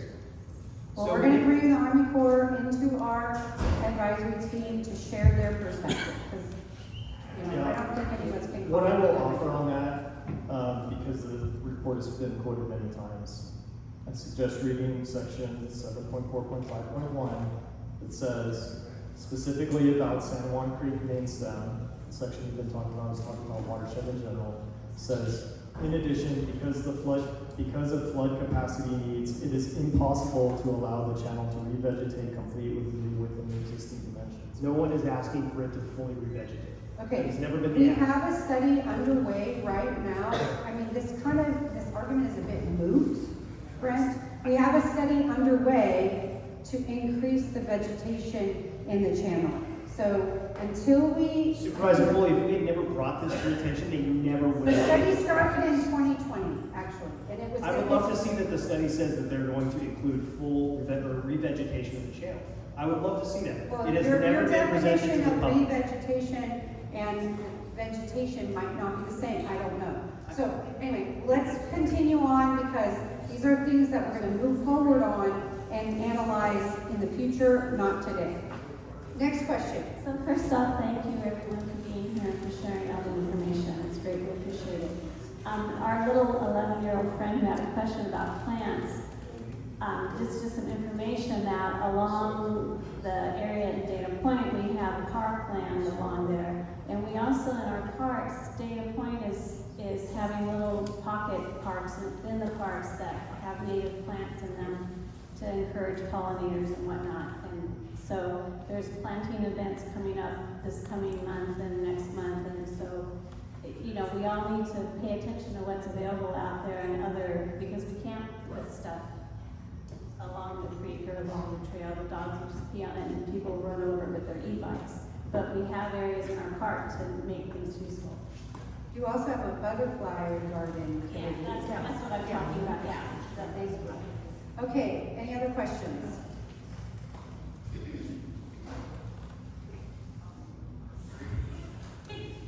This seems like a little bit more conceptual, but as we're talking about aging infrastructure and needing to update it, it's a little more along the line of like law and policy. Like, is it not possible and like something to consider, at least for those people who are, you know, citing policy, citing law as though it's the Bible? Like, is it not possible that that infrastructure is also aging too? And maybe we should look to, and I know that's the goal of what we're doing, so thank you so much for bringing this to the attention, for taking the time to mediate. But this is more of a question to people who are on the side of the law and the policy and all of these specificities that may not take into consideration the health and well-being of us and future generations. So more just food for thought, but thank you for your guys' time. Thank you.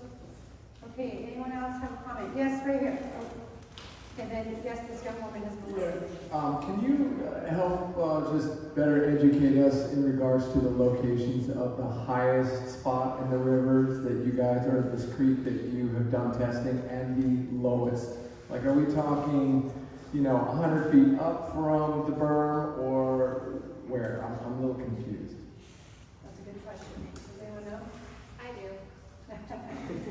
Can we, I have, actually, my printer ran out of ink, so I don't know if it's printed that page, but I have every single spray site, at least for some of the violations, because not all of the spray sites are gonna be easily attainable. But I'm happy to share that, because there are several of them that go up. It doesn't go very high up Trabuco, which is very refreshing, but there are several on Townhall Creek. Okay, so Amanda or Brian, where do we test?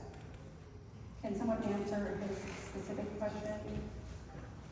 Well, so we have the maps that we were showing. So we do our sampling at the end, basically just above, and I'm looking to Robert in the background, just above the PCH bridge is the end of the extent of flood control right of way. And so that is the end of where we do our sampling. And what about the pre-testing? It's